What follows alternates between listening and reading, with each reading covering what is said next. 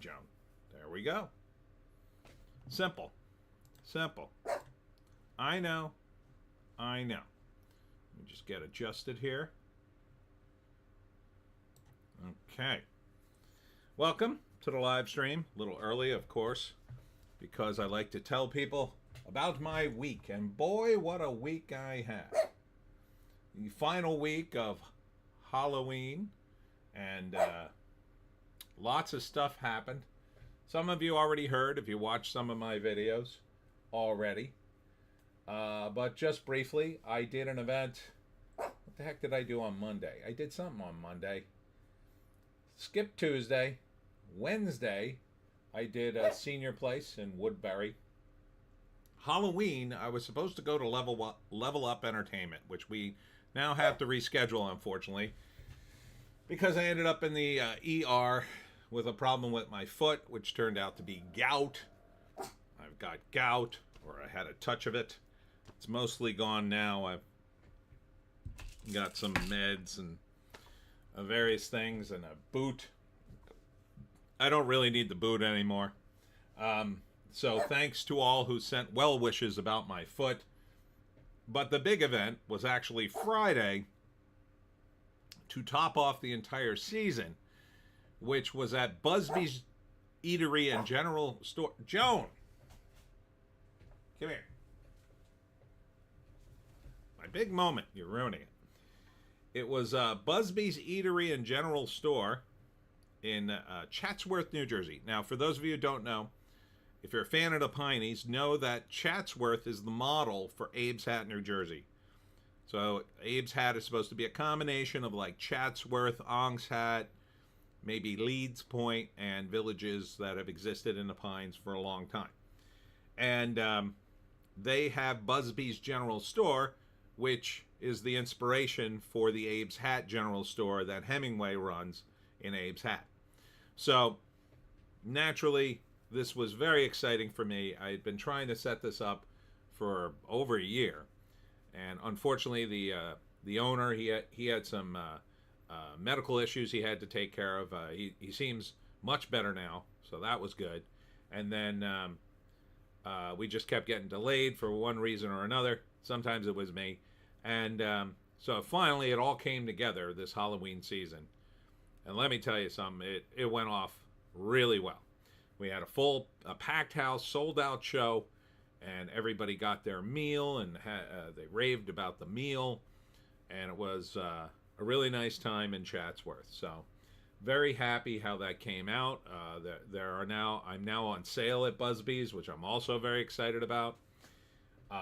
And then, of course, the month before that, tons of events that I did all throughout the Halloween season. I'm now starting to get some of the checks from those events. The ones I haven't gotten yet. And I'm just, at this point, taking a little time off.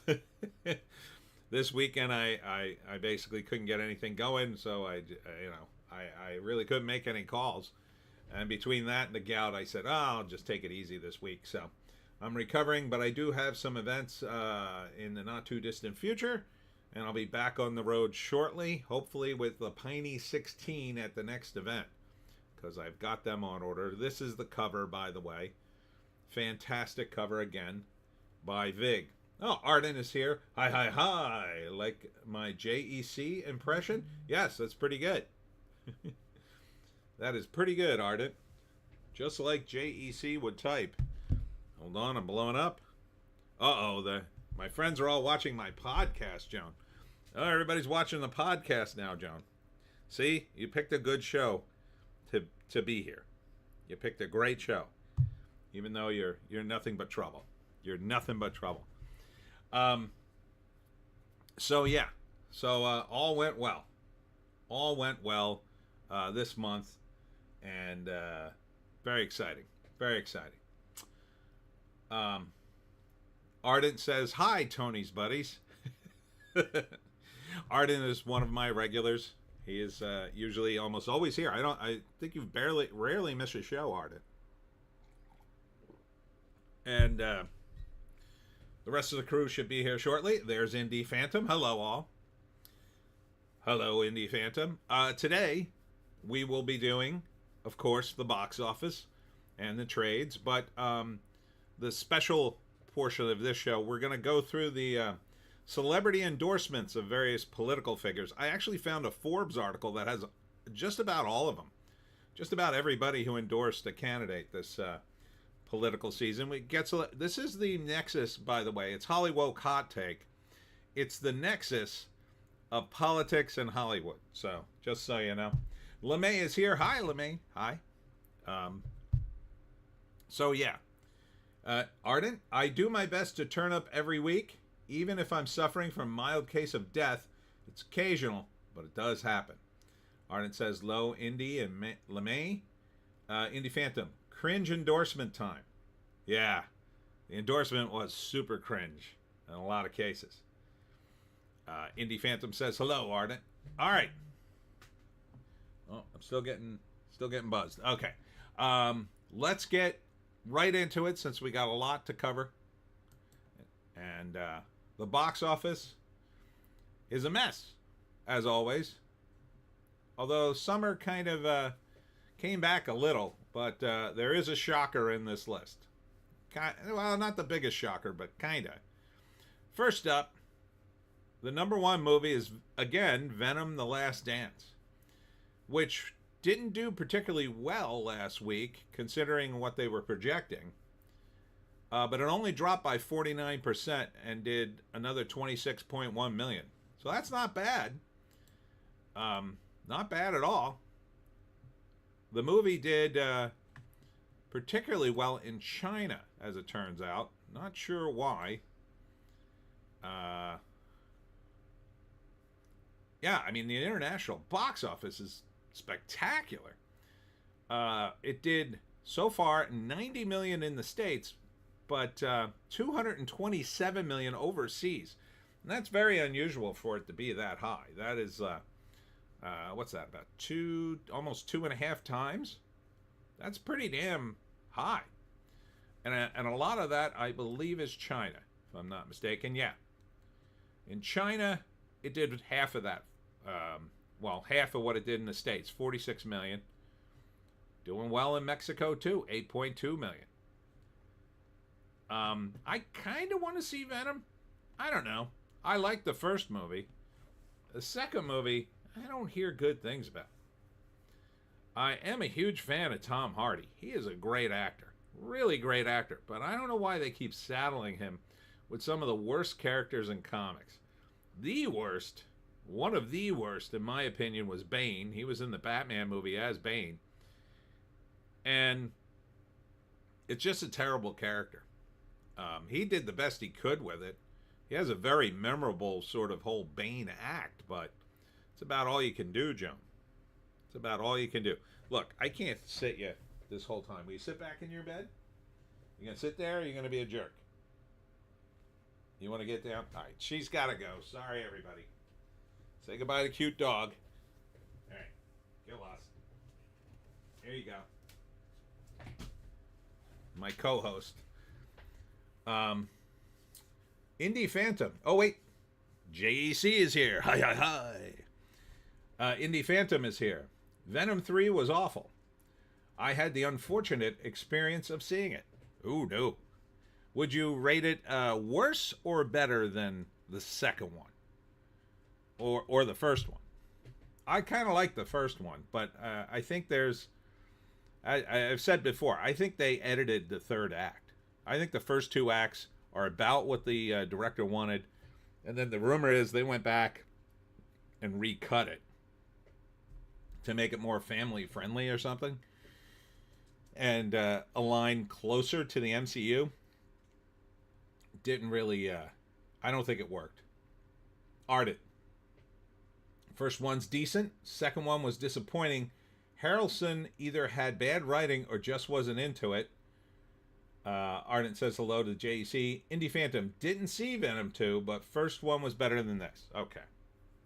Yeah, I think they should have stuck with that first director, because what I heard again was that he set out to make a horror movie / superhero movie with Venom, and do Venom sort of like a horror movie, where a lot of people, I think, died in his original cut. I would love to see the original cut of that movie, because two things I noticed.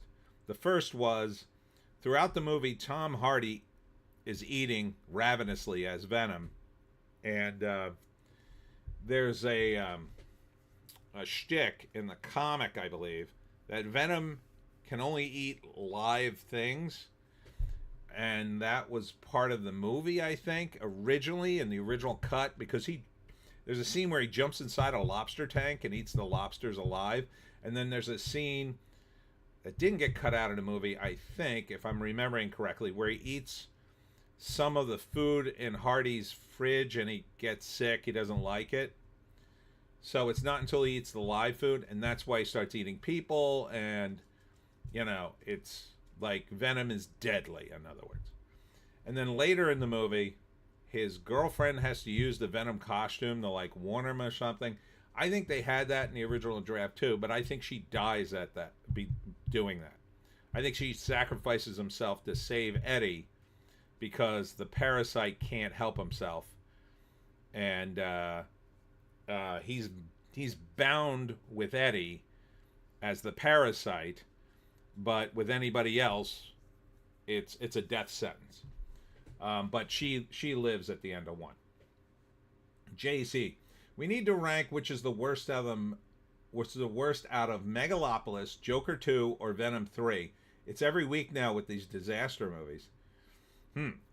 Well, I have vowed Indie Phantom to see Joker 2. I don't think it's on Max yet. I still kind of want to see Megalopolis, and I kind of am curious about Venom 3, but not as much. But if I had to ballpark it, man, that's tough, because I think Joker 2 is probably pretty well made and mildly entertaining, but it sounds like it's such a betrayal of the audience, that should probably be the worst. Megalopolis sounds so indulgent, it sounds boring. And Venom 3 probably tries to entertain at some level, because it is kind of a comic booky movie. I did like the trailer. The bit with the horse was kind of cool. But, yeah, I mean, I kind of think they just don't have enough stuff for Venom to do without Spider-Man. And probably should have went to a Spider-Man movie.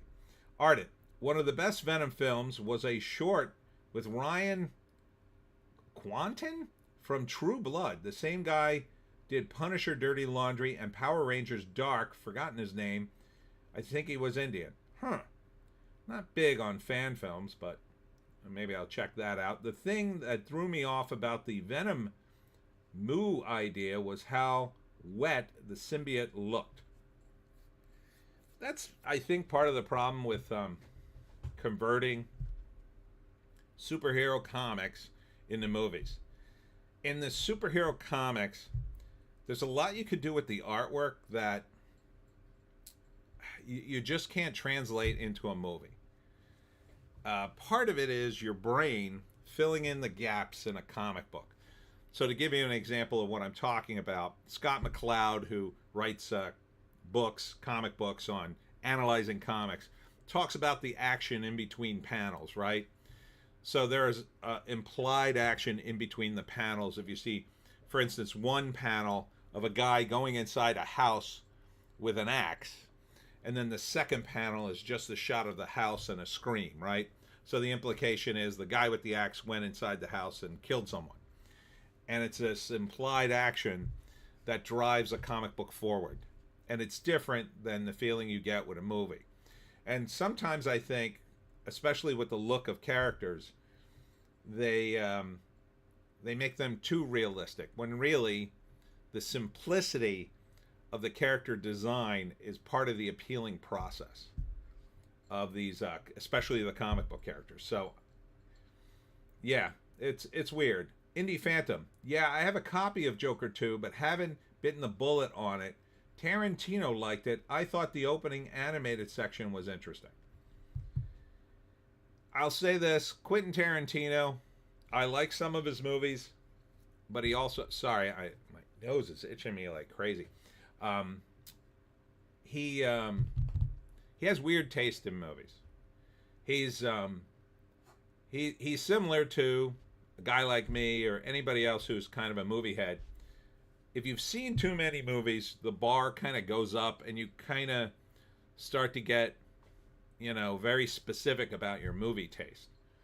Um, you know, it just is that way. After you've seen so many movies, even some well produced, well meaning movies are just too pedestrian for you. You've just seen too many. You've seen, you know, so many different movies, and it's like if you excuse me, go to a Chinese restaurant every day and you eat something off the menu, eventually your bar is just going to keep going up and up for Chinese food, and eventually your order will be ridiculously specific at a Chinese food place. And then if you try to go to another Chinese food place, you're going to be asking for some crazy dish that no one's ever heard of. And that's kind of like it is with anything. The more you do, the more you know, and the more you know, the more you want something different. That's what I'm always searching for in my movies. Ardent, moo idea? Autocorrect. Big thumbs down, some really interesting stuff. I was typing movies. That's what I kind of thought. Ardent, the symbiote in Spider-Man 3 look better in my opinion. Yeah, that was a little more cartoony, for lack of a better word. But unfortunately, that movie didn't really work out. They had too many characters in that Sam Raimi third movie. They could still pull out of the dive, I think, by doing a Tom Hardy Spider-Man and Tom Hardy Venom and Tom Holland Spider-Man deal. But God, how long are we gonna have to wait for it, Sony? How long? 10 years? Just do it. The movie industry's coming unglued, and you guys are fooling around like everybody's going to these movies. They're not. They're just not. And Kraven the Hunter, I don't know what you were thinking. Ardent, watched 1984 Terminator again yesterday on Discord chat. Even aged well, as it has the claymation effects still look pretty good. Yeah, look, you don't need to overdo art.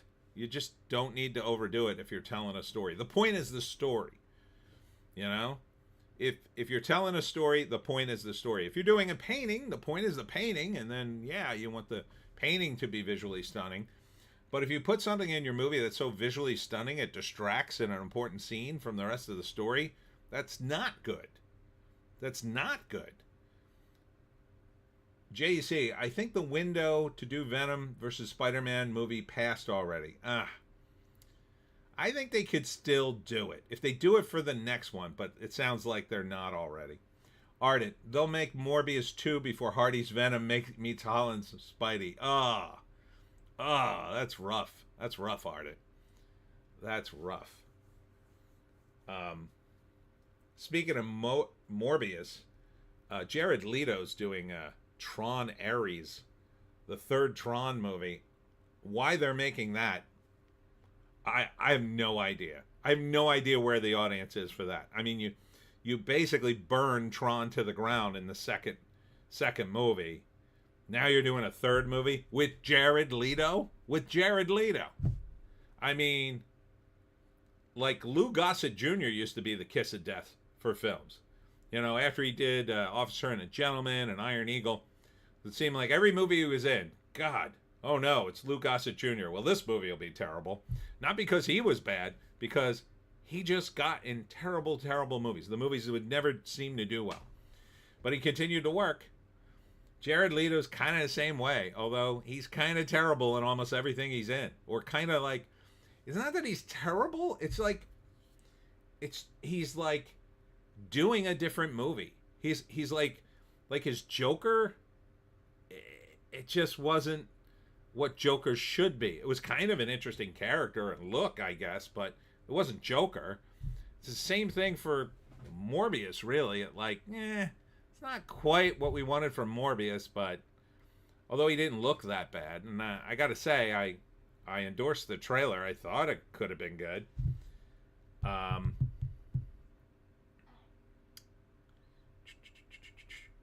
JC, Hardy's Venom has the stink of failure on it. It's not happening. When has that stopped Sony or Disney before? I mean, Sony is getting more and more like Disney. They're making big tent poles that aren't doing S. So I think there's still a chance, but I don't think it's happening. Indie Phantom, has there ever been a good Tron movie? Yes, the first one. The first one is good. I contend. And the first video game is great. JC, I'm getting Blade Runner 2049 PTSD. Oh, dear God. Oh, all right. Settle down. Put on the original Blade Runner and relax. Ardent, LOL Suicide Squad Joker. Yeah. JC, he's a creep, S-pest, wannabe cult leader. You think? For real? I think that's just his image, but maybe. I thought that more about Ezra Miller than I do about him, but it's possible. They're all, he's an actor. They all tend to have gigantic inflated egos. But, all right, let's move on to number 2, The Wild Robot. The Wild Robot went down to 3, and now it's back up to number 2 at 7.5 million. It actually went up, and it's in fewer theaters. That's crazy. And it's in its 6th week. It's in its 6th week, and it's number 2. This is a testament not to this particular movie, which I hear isn't bad, but I mean, where are the movies? There's just nothing here. Number 3, Smile 2, dropping from 2. I haven't heard any buzz about this movie, but 6.8 million. JC, for real, he has a cult-type setup connected with his band. Oh. Ardent, Ezra Miller is a study in the miraculous art of allegedly. Yeah, Smile 2. I mean, that one looked good. I hear great things about the first one, certainly. Kind of still want to see that. Feels more like a streamer, though, right? Number 4, sitting at 4, in its 2nd week, only dropping by 20%, is Conclave from Focus Features, 5.3 million. That's, you would think that might be an indication that it has legs. I just think there's nothing else out here. And it's partly because of this movie. Number 5, premiering at 5, Here by Robert Zemeckis, starring Tom Hanks, is the 5th highest grossing movie. It's in almost twice as many theaters as Conclave. It's in its 1st week. It's Robert Zemeckis. It's Tom Hanks. And it's only done $5 million. That is bad. That is really bad. Indie Phantom. Hollywood has found the secret to keeping movies at number 1. Just don't release anything new. Well, they did, but like Sony, and here's how stupid Sony is, that it's competing against itself. Indie Phantom, Terrifier 3, still in the top 10, and it's been on video on demand for a week. JC, 1994 was 30 years ago. Okay. But Zemeckis is a good filmmaker. And Tom Hanks still has some amount of box office, you'd think. Indie Phantom, he sounds woke, sadly. I will see it, though. I might wait on this one now, because that is an indication, man. This thing is a rough movie. Sounds indulgent. Ardent, at JC, that's a dirty lie. Yeah, 1994 was 30 years ago. I'm afraid so, Ardent. You are old. I'm not, though. I'll stay young forever, despite my gout. Yeah, so here is not here. It's 5 million. That is rough, man. For a Robert Zemeckis movie. I think it's partly because Zemeckis hasn't. I don't think he's made a movie in a while. Phew. International, nothing yet. And it's not even going to China, so not sure how much juice you're going to get out of that. And it looks like it's not opening in a lot of the other international markets for a month at least. So that doesn't sound very good. Indie Phantom, Zemeckis and Hanks, fresh off the Pinocchio remake. What could go wrong? Oh, right, I forgot about that one. And you corrected me. I forgot that, apparently I always mistook Zemeckis as the guy who made The Frighteners, and it was really Peter Jackson. I can't believe I messed that up.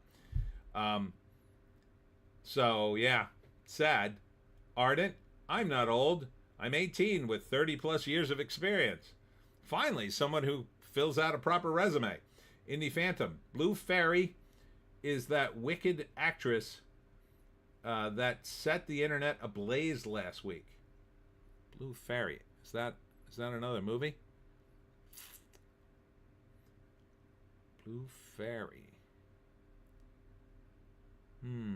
Not seeing that one. JEC. He's been making these ugly CGI motion capture movies for like 15 years now. JEC, he always brings the real, doesn't he? Ardent. The guy who did the Venom short and the other stuff I mentioned was Adi Shankar. Oh, all right. Have to check him out. Number 6, dropping from 5, is We Live in Time. This is the Andrew Garfield romance movie. I mean, for a romance movie, for about $18 million, probably didn't spend a ton of money on this thing, but $18 million seems a little light. Terrifier 3, yeah, still in the top 10, dropping from 6 to 7 in its 4th week, $3.2 million. I mean, Joker 2, is it even on this list? No, Joker 2's been like completely, it looks like it's been completely pulled from theaters. But Terrifier 3 not only trounced it, but is still doing big bucks. I mean, $3.2 million for a movie like Terrifier 3? It's a bloody film, though. I mean, I saw the music video for one of the songs in it. And that was even a little too bloody for me. It was brutal. He just stabs people and laughs. I mean, it's not entertainment to me. Indie Phantom, Blue Fairy from Pinocchio. Oh, okay. All right. Was that like the substitute for Tinkerbell? So what, did they have a black Tinkerbell? That does sound very woke. JC, it's CGI blood. Lame. I know, but there's a lot of it. It's like too much. This movie, number 8, it's obviously a Bollywood thing. Bulyaya 3. This is the 3rd installment of this. $2.23 million. And again, they don't dare put the Indian box office on this list for some reason. I don't know if they can't get it or what, but it would be interesting to me to see how many rupees people are spending on this thing. JC, I think she's the black lady playing the witch from Wicked. Right. But did she also play the Tinkerbell and Pinocchio? Yeah, she seems not nice. Sort of like laying the groundwork to blame racism on the failure of the Wicked movie, which seems pointless since it's a Broadway show and not really meant to be a movie. It's a Broadway show based on a movie based on a book that became a Broadway show that now goes back to being a movie. Like, that is too much. That's too many things going back. That's like when they made, they had the book The Color Purple, and then they made the movie The Color Purple, and then they made the musical The Color Purple, and then they made the movie about the musical of Color Purple. Like, what are you going to do? The Color Purple, the comic strip, and then the Color Purple video game, and then the movie based on those? It's too much. Just stick to a couple of media and then maybe do a new story. Indie Phantom. As a mid fan of the first couple of Terrifiers, this one was not great. Good scene with Clint Howard in the bar, though. Some funny moments, but this lore is boring as F. Indie Phantom. She was the fairy in Pinocchio and very distracting. JC. Tinkerbell, I think you mean Tinkerbell, is Peter Pan. You've been thinking Blue Fairy. Tinkerbell is Peter Pan? Is that how that works? No, he's not. It's Peter Pan and Tinkerbell, right? What are you saying? Tinkerbell? Do you mean something else? Ardent. The Color Purple, the podcast, The Color Purple Lunchbox, the Spaceballs, the underwear. Oops, got a little Brooksian. Yeah, exactly. Too many things.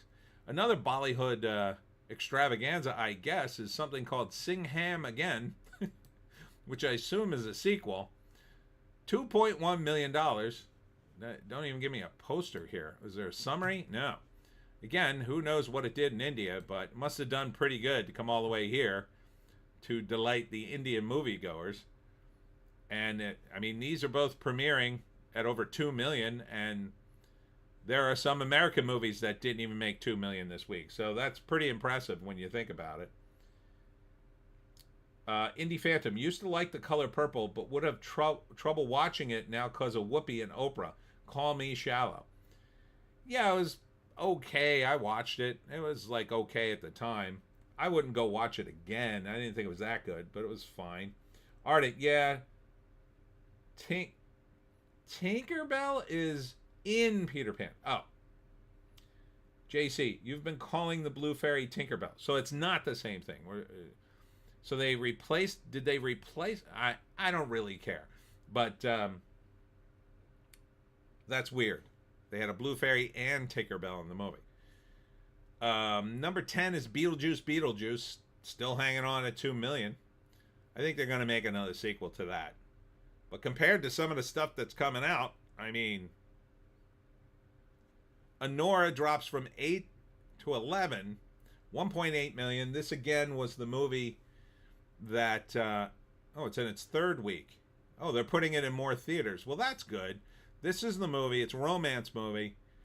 And the lead actress did not like the idea of intimacy coordinators on set, which I think is a good sign that maybe some of the actors are pushing back on this woke nonsense in Hollywood. You don't need intimacy coordinators when you're working with professionals. You just don't.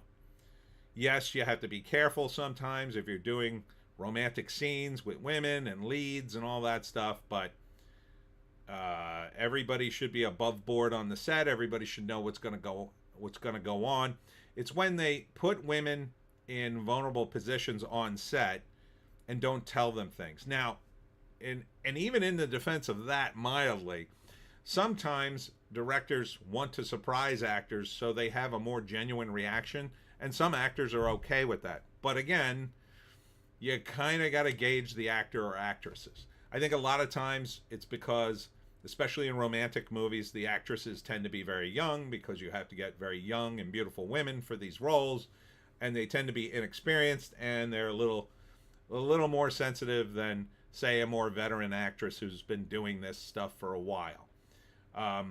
But it was very refreshing to hear a young talent say, these intimacy coordinators, who needs that? Like, almost like, I can take care of myself. I think I'll be fine. So, yeah. It doesn't look like a bad movie either. Indie Phantom. Blue Fairy is Pinocchio. JC, Pinocchio and Peter Pan are two different things, Tony. They remade both of them. Yes. Okay. Let's stop talking about Peter Pan and Pinocchio. LeMay, kids seem to love that show, Beetlejuice. They used to love that cartoon, that's for sure. Indie Phantom. Honora Chick was one of the Manson girls, the one who dies in a pool once upon a time in Hollywood. Oh, I didn't recognize her. JC, they also made Tinkerbell Black. All right. Number 12 is the Liam Neeson movie, and I don't often quote the AV Club, but they had a kind of a hilarious headline: Liam Neeson movie stars as Liam Neeson in another Liam Neeson movie. And that's what he's just turned into. He, like, every movie Liam Neeson does is Taken. Like, it's the same movie every time. It's Liam Neeson doing Taken, except slightly differently. It's kind of what happened back in the 80s after Bruce Willis did Die Hard. Every pitch in Hollywood was Die Hard this and Die Hard's that. This is Die Hard in a ski lodge. This is Die Hard in a mall. This is Die Hard on a Zamboni.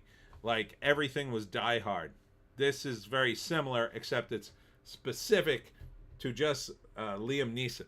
So in this one, he plays an aging gangster who's losing his marbles, and he has to go on one last spree to get revenge for some reason, even though he's like, I don't know, 80, 90. He's way too old to be doing this. And he's a good actor, but he can't seem to make a transition out of that role. So they keep dragging him back to the tough guy role. So 1.4 million is not a good start for a movie that probably cost. I mean, it probably cost. Liam Neeson probably cost more than 1.4 million. I mean, Jesus, he's Liam Neeson. But maybe to do okay on streaming. There he is. Yeah, it doesn't. Seems like too pedestrian a plot, quite frankly.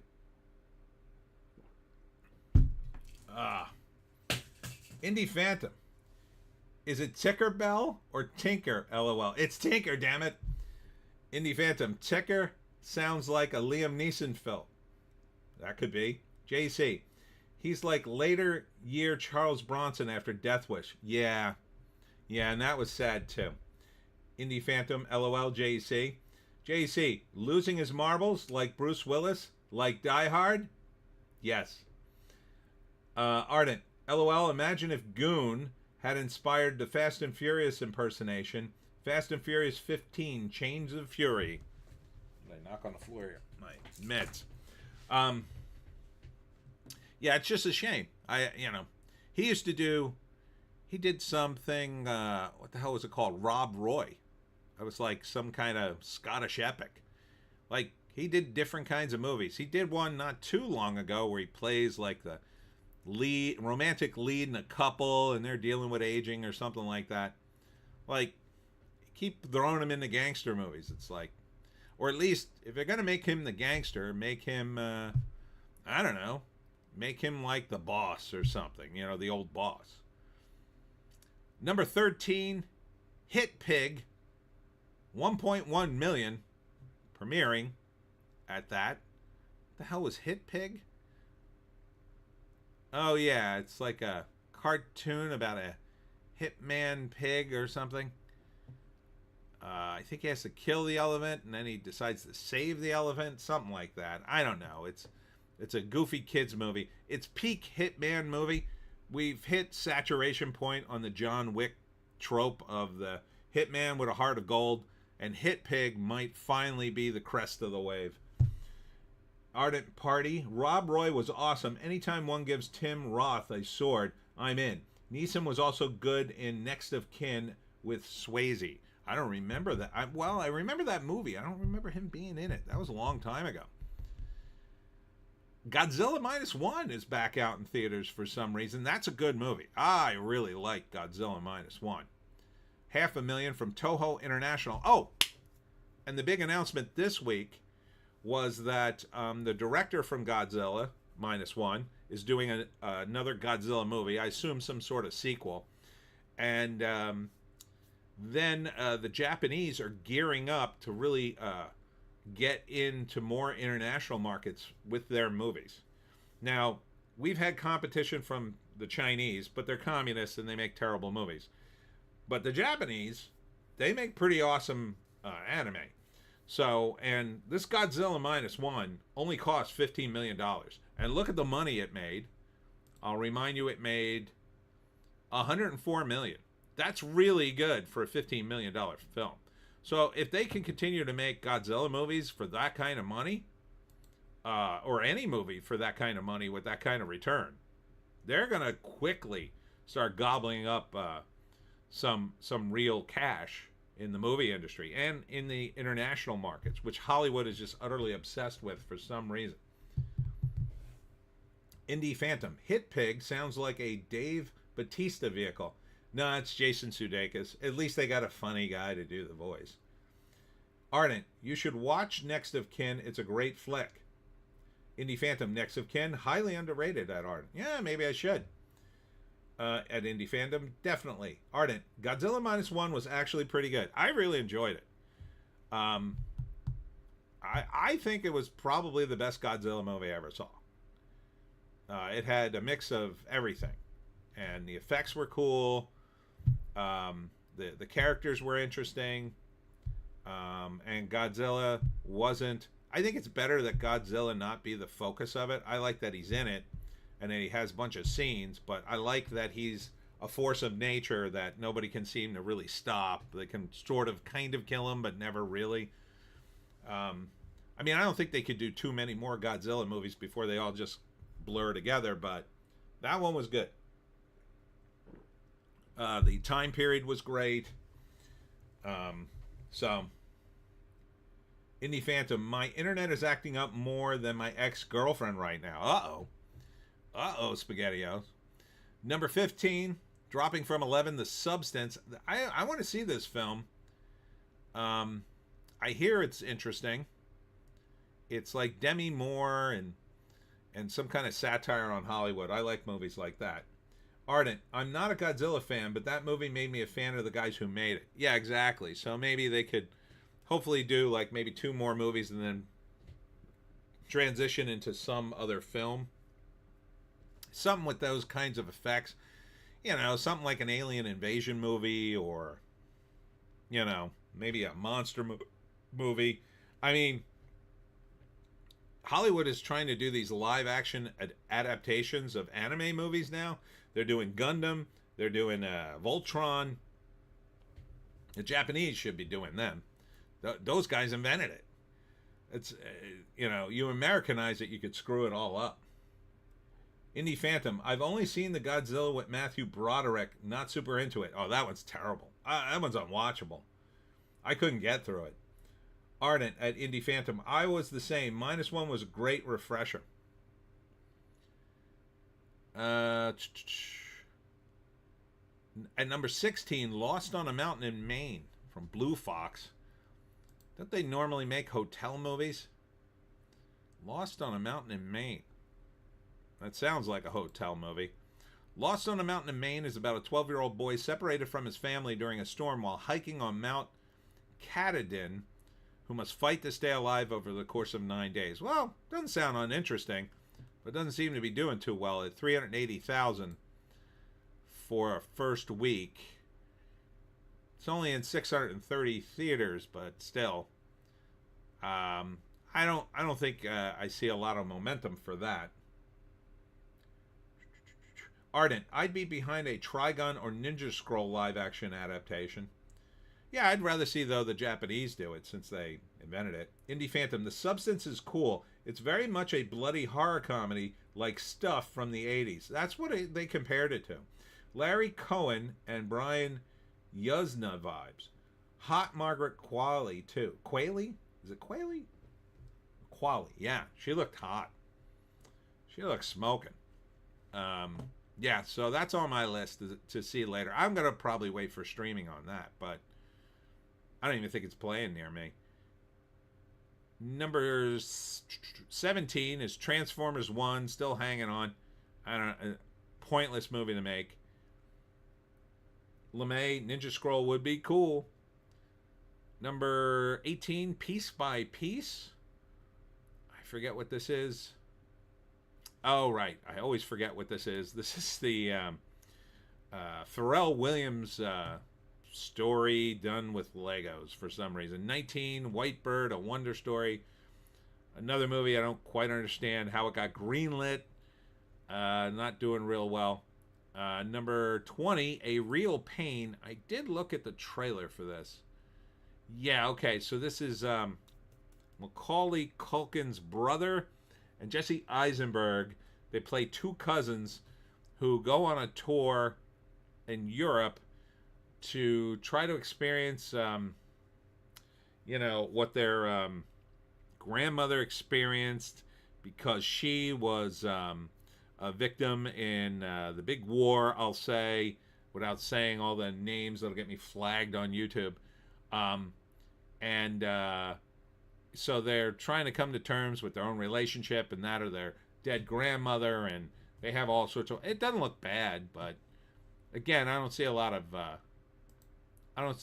push for it. It's at least kind of a comedy, sort of.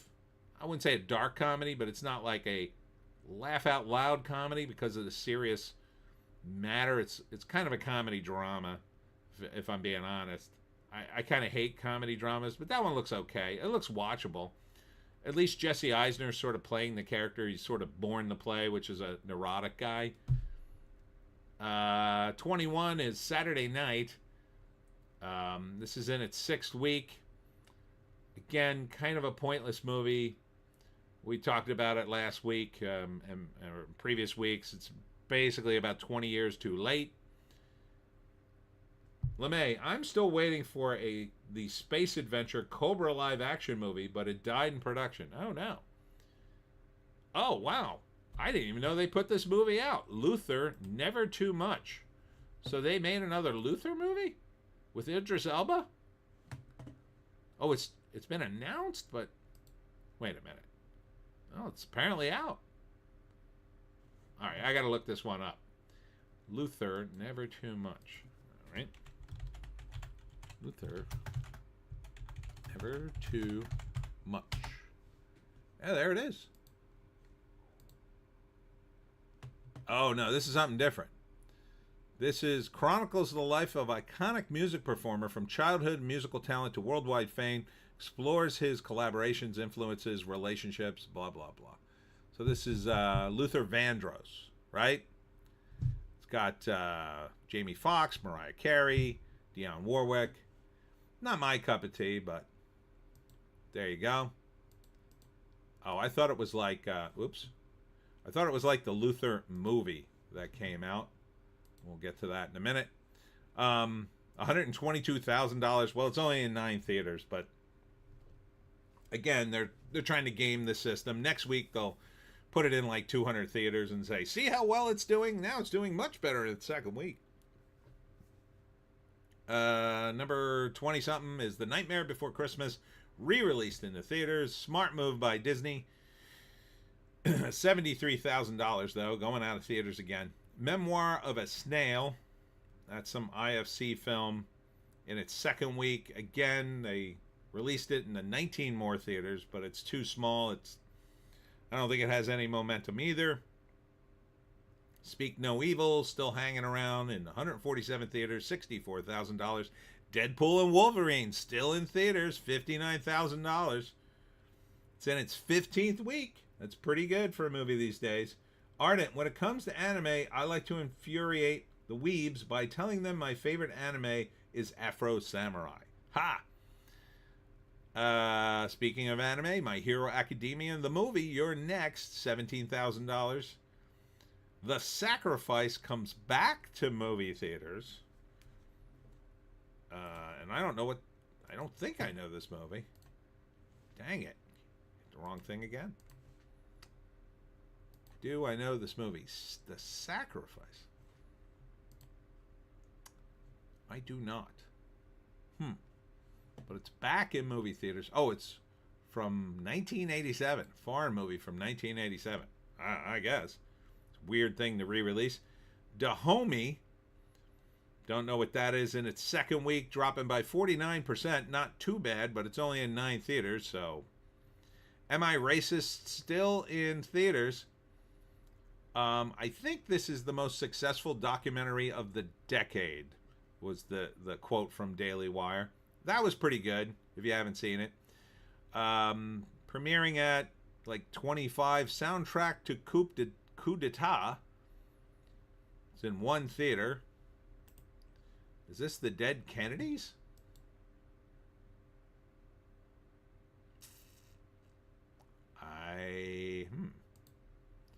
United Nations 1960, the global south ignites a political earthquake. Jazz musicians Abbey Lincoln and Max Roach crash the Security Council.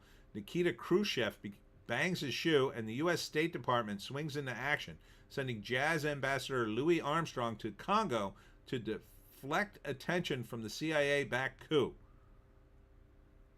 Did this happen? I don't remember this. I guess that's a movie. Hocus Pocus back in theaters. Another good move by Disney. $9,000 The Fall. Going out of theaters. Back in the theaters.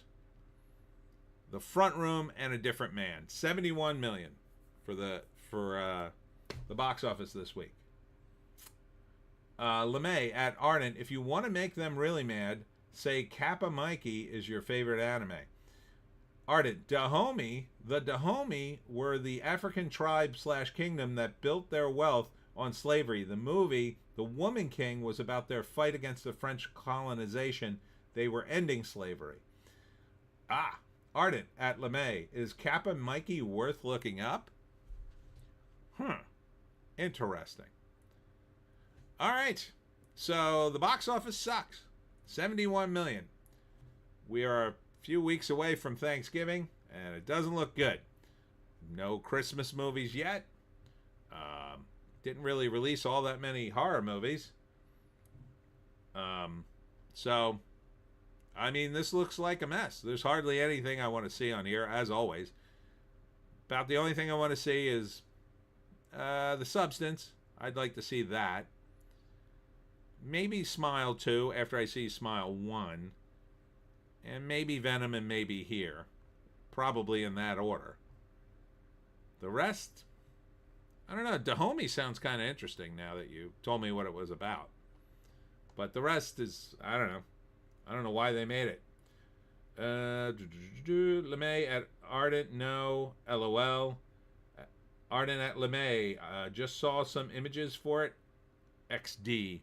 All right, let's check the trades. Here fades into the background. I mean, here's the effects of making Tom Hanks look like a young man. I gotta say, it's a pretty cool effect. The idea behind this movie is interesting, at least. What he does is the camera never moves. It's called Here because it takes place in the same spot. And it starts out millions of years ago, and you get to see everything throughout history that happened in this spot.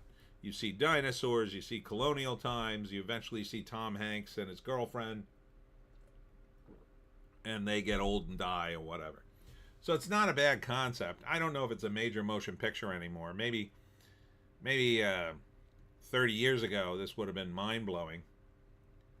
Indie Phantom. The BO is super weak and nothing much on the horizon. Yeah. Yeah, they're still talking about movies that have been out for weeks now.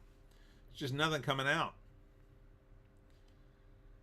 Lady Gaga to appear at Harris, Pennsylvania rally. Oh, don't jump ahead, Lady Gaga. We're going to be doing the celebrity endorsements.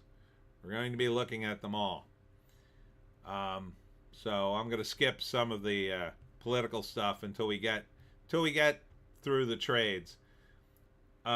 Joker director Todd Phillips tells movie theaters to stop showing commercials before films. They take the air out of the room. Yes, that would help. It wouldn't save movies, but it would help. JC, ever read any Michael Moorcock? I read one of his Jerry Cornelius. Buckaroo Banzai basically is a ripoff of Jerry Cornelius. Really? Had no idea. Huh.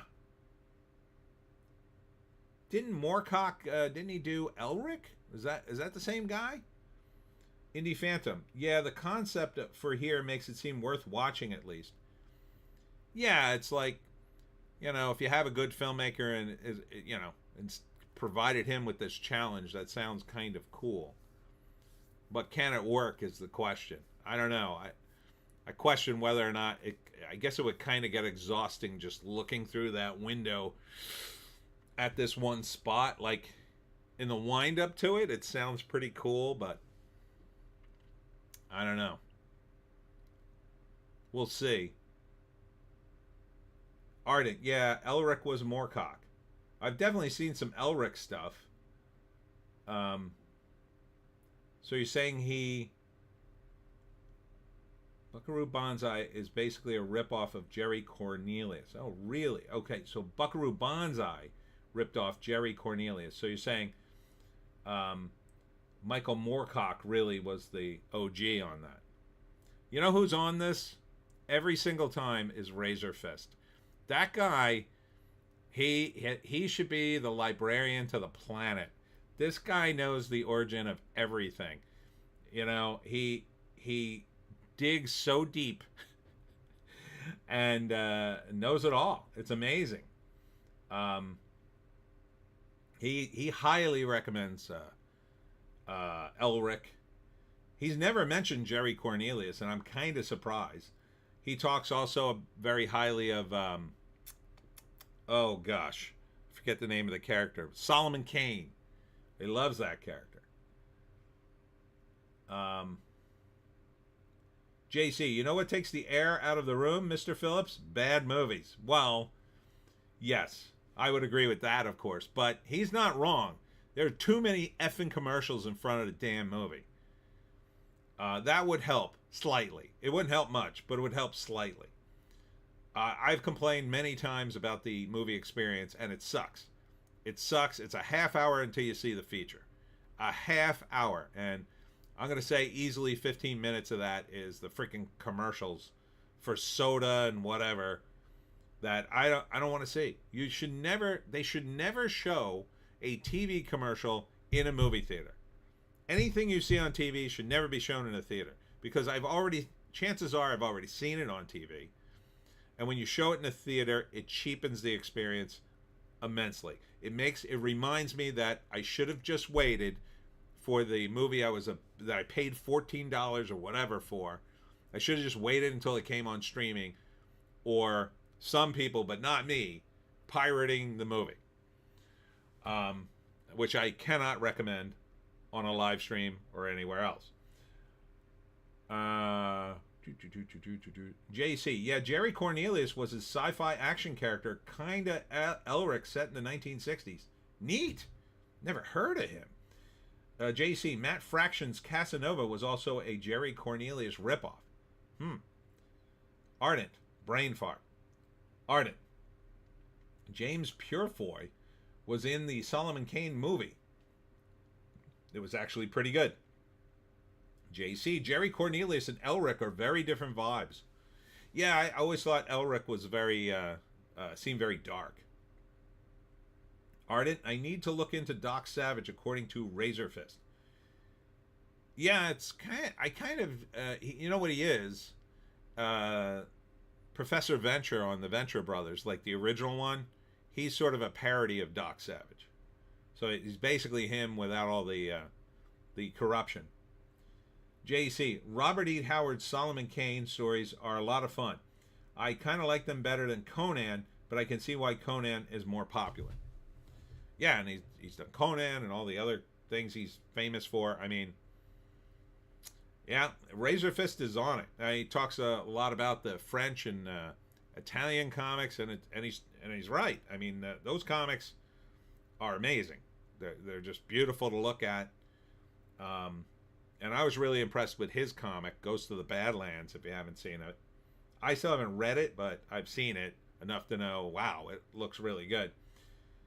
JC, the book was called The Final Program. Apparently there were 4 Jerry Cornelius. JC, Cull. Huh?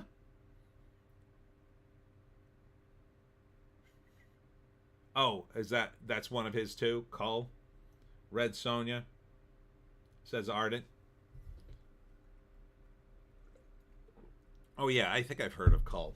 I've definitely heard of Red Sonja. Yeah, good stuff. Quentin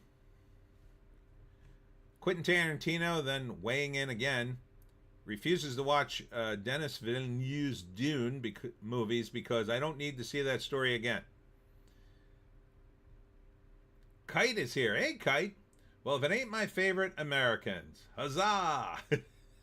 Huzzah indeed. Yeah, I'm not sure why Quentin Tarantino is just weighing in on movies all of a sudden, but he is. Guess there's nothing else to do. Ardent, Kite and your favorite Newfoundlander? Right. JC, 4 Jerry Cornelius books. Cull is Robert E. Howard. They made a movie out of it. It's not as good as Conan. It's similar to Conan, right? Kite, sure, Ardent. I guess you can be included. LOL. Ardent at JC. Yeah, Cull pretty much did Kevin Sorbo's career in. JC at Kite. Most of the chat is Canadian. That is true. That is true. All right. Trying to avoid the election stuff. Oh, this was a weird article. Matthew Lillard, who played Shaggy in the live-action Scooby-Doo, thought that Scooby-Doo 2 would make him #1 on the call sheet for the next 10 years, and then it flopped, and his career kind of tanked with it, which is a shame because I thought his Shaggy was really on point. But he really should have made his way into comedies with that kind of delivery. I think he could have made his way into comedies. We were still doing comedies back in those days. I miss comedies. Oh, I miss comedies. Kite, still North America. Ha ha ha.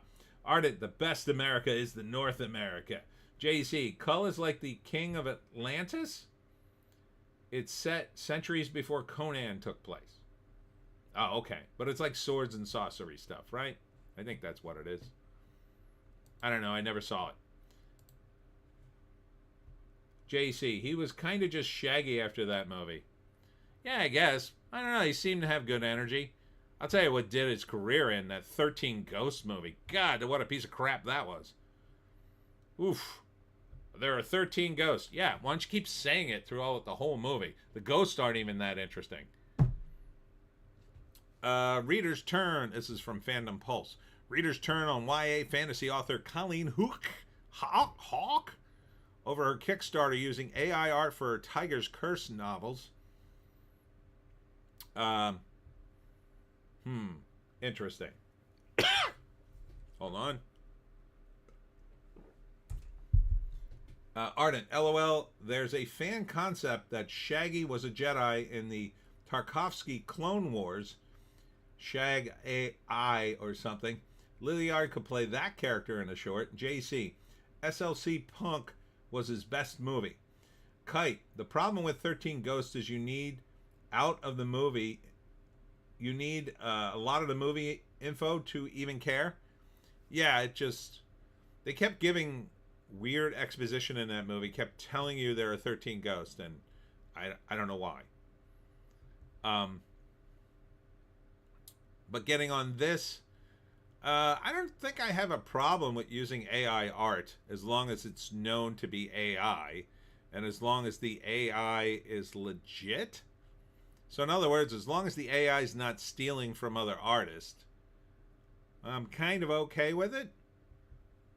I would prefer art, but if you're going to use photos, and there are plenty of,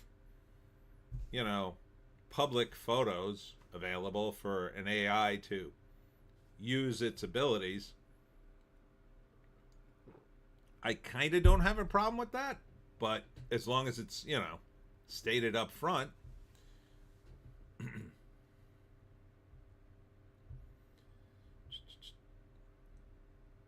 Kite, but Matthew did an okay job himself, so did the guy who played Monk. Ardent, Tony Shalhoub, I never did see that show. It's a good show. Kite, yeah, that guy, Ardent.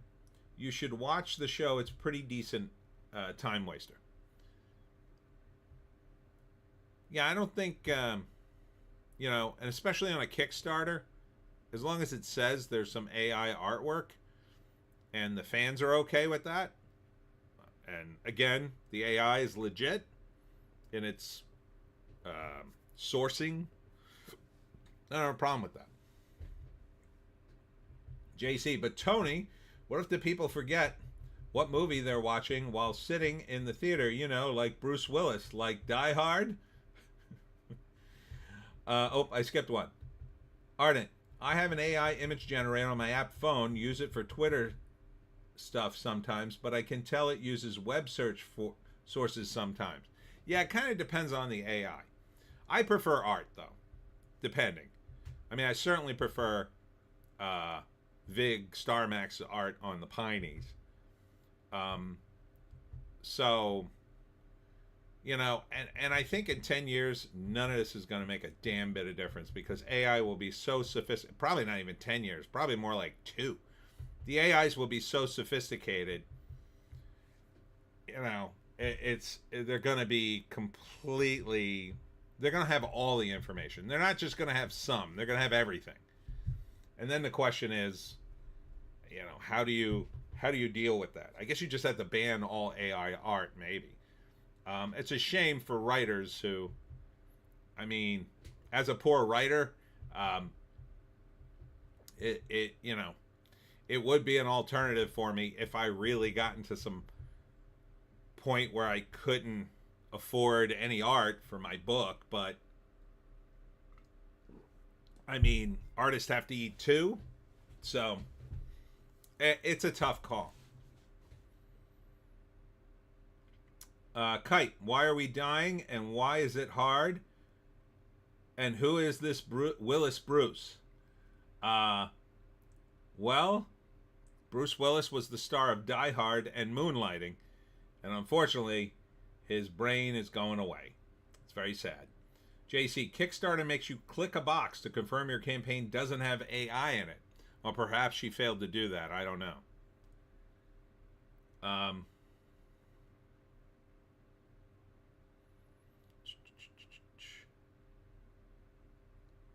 so I guess her readers, it says, and her readers aren't having it. So maybe her readers turned on her and won't support her anymore.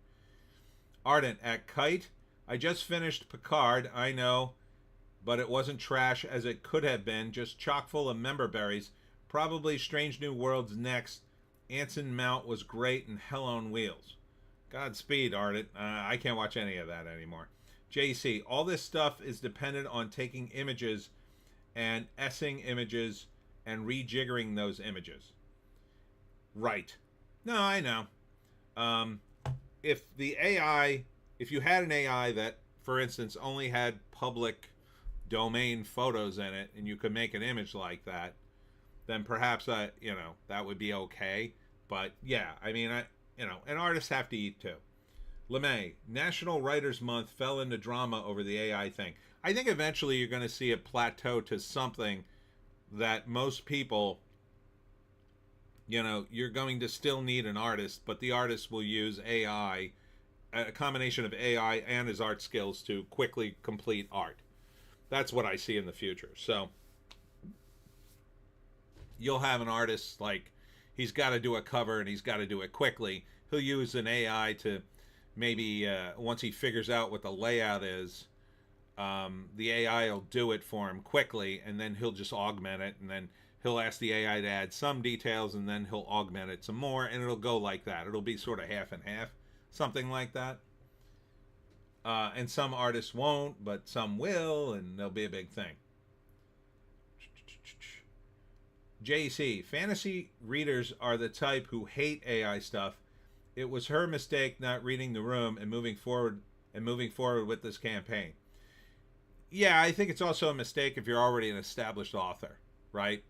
So I think she already had an audience. So why would she suddenly bail? I mean, I know the art would be expensive for her, someone at her level who's probably making decent money. But yeah, I mean, if that's what your audience wants. Ardent, craving sci-fi I haven't seen, gotta scratch the monkey on my back's itch. They'll be artist programmers. Yes. Craving sci-fi you haven't seen. Let me think.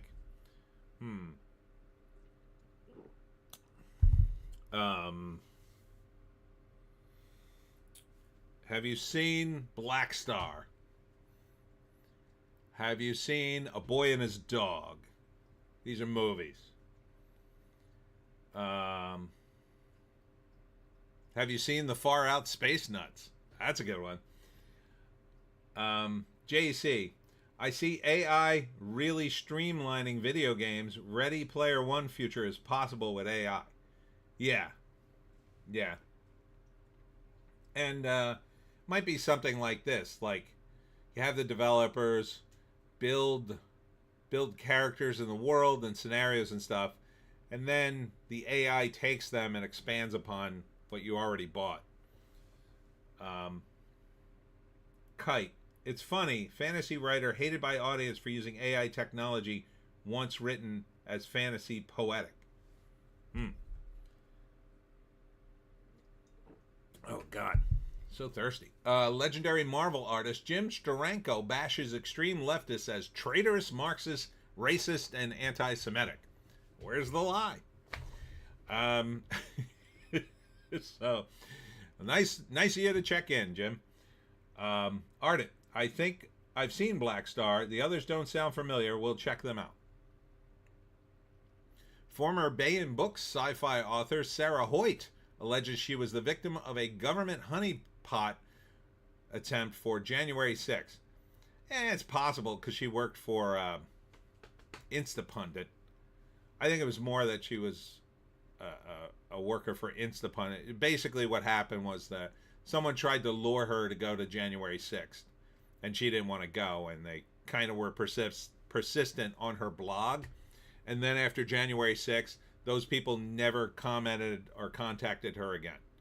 So, yeah.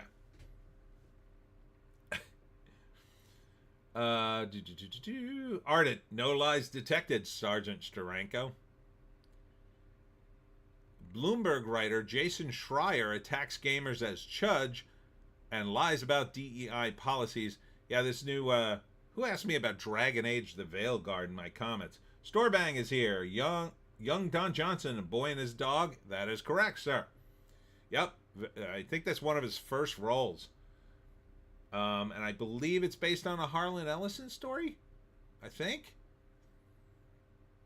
So it's a sci-fi kind of dystopian future movie after the nuclear war, and Don Johnson is the main character, and his dog is a like a dog with a computer in his brain, so he could talk to him telepathically and stuff. Ardent at Storebang, hey, saw your trailer earlier, had a good laugh. Yeah, so this Dragon Age the Veilguard is so woke it hurts. Man, I saw a clip from it where one of the characters misgenders somebody and this is in a fantasy setting. Like anybody in a fantasy setting would give a rat's A about your gender pronouns or whatever, and then punishes herself by doing push-ups for misgendering somebody. It's the dumbest thing I've ever seen. So far, I should say. Ardent, I love me some Harlan Ellison. Oh, I have seen it. Kite, screw Jason. He even admitted he doesn't like the game and is just wants Chuds to be mad. Anyone using Chud unironically is a bellend, LOL. Yeah, I would agree too. Storebang, thank you, Arden. All right, moving on. Well, I guess I could mention this. Add this to the list of celebrities on the celebrity endorsements. DC Comics artist Adam Hughes implies Trump supporters are bad guys from Germany in Facebook rant, which doesn't surprise me. The comic book industry is just as divided as the rest of the country, and a lot of them are very woke. I got into arguments back in 2015 with some of these guys, and those guys, I mean, comic book guys, in my view, are some of the most uninformed people I've ever met. When it comes to politics, whew, you're talking about guys who spend all day tied to their, drawing tables, drawing crazy characters and stuff. There's nothing wrong with that. I'm not knocking it, but kind of know your place if you're not particularly informed on a subject. These guys, I mean, I feel like these guys wade in on subjects they have no depth in whatsoever. Like, I just don't get it. But okay, you want to piss off 50% of the country and not have them buy your art. JEC, the most insulting part of the clip is the woman doing the push-ups. LOL. Yeah, it's just weird and stupid. Ardent, just implies. LOL. Everyone else is just being direct and literal. All right, moving on to the Hollywood Reporter. Oh, Kite. The problem with Veilguard is now so many people against wokeness in games have now dropped the ball and said, it's not about wokeness, it's the bad writing, giving them a dangerous olive branch. Yeah, but the thing is, most of this stuff can't be good writing, ever. Because in order to write something well, it's got to comport to a reality that makes sense. And the wokeness is not a reality that will ever make sense. So there is, like, I can make the gender pronoun things make sense in that they're stupid. Like, in that reality, yeah, I can make them awkward and stupid, and then everybody hates doing it and constantly questions why they're doing it, and, you know, let that lead you down the path. But you can't integrate something like that because as a positive, because it's just not a positive. It's just stupid. It's just dumb and stupid and narcissistic and like, oh, pay attention to me. I have different pronouns, everybody, and please use them or I'll cry to HR and get everybody fired. Kite, because the game is not bad itself. It's the dialogue is BS. Sounds like it's all BS. On top of the fact that they probably hired a bunch of DEI hires anyway to write this cringe crap, because who the hell else is going to write it? You hire a guy like me, I'm going to just constantly avoid writing it until you like go, no, you have to put 4 gender pronouns in this dialogue, and I'll just be like, 4? Can we get 2? I'll do 1. No, I gotta, all right, 2, do 2. They're, you know, if you hire a bunch of DEI programmers who are writing all this crap, they're going to be like, oh, I'm going to jam in 27. It's just stupid.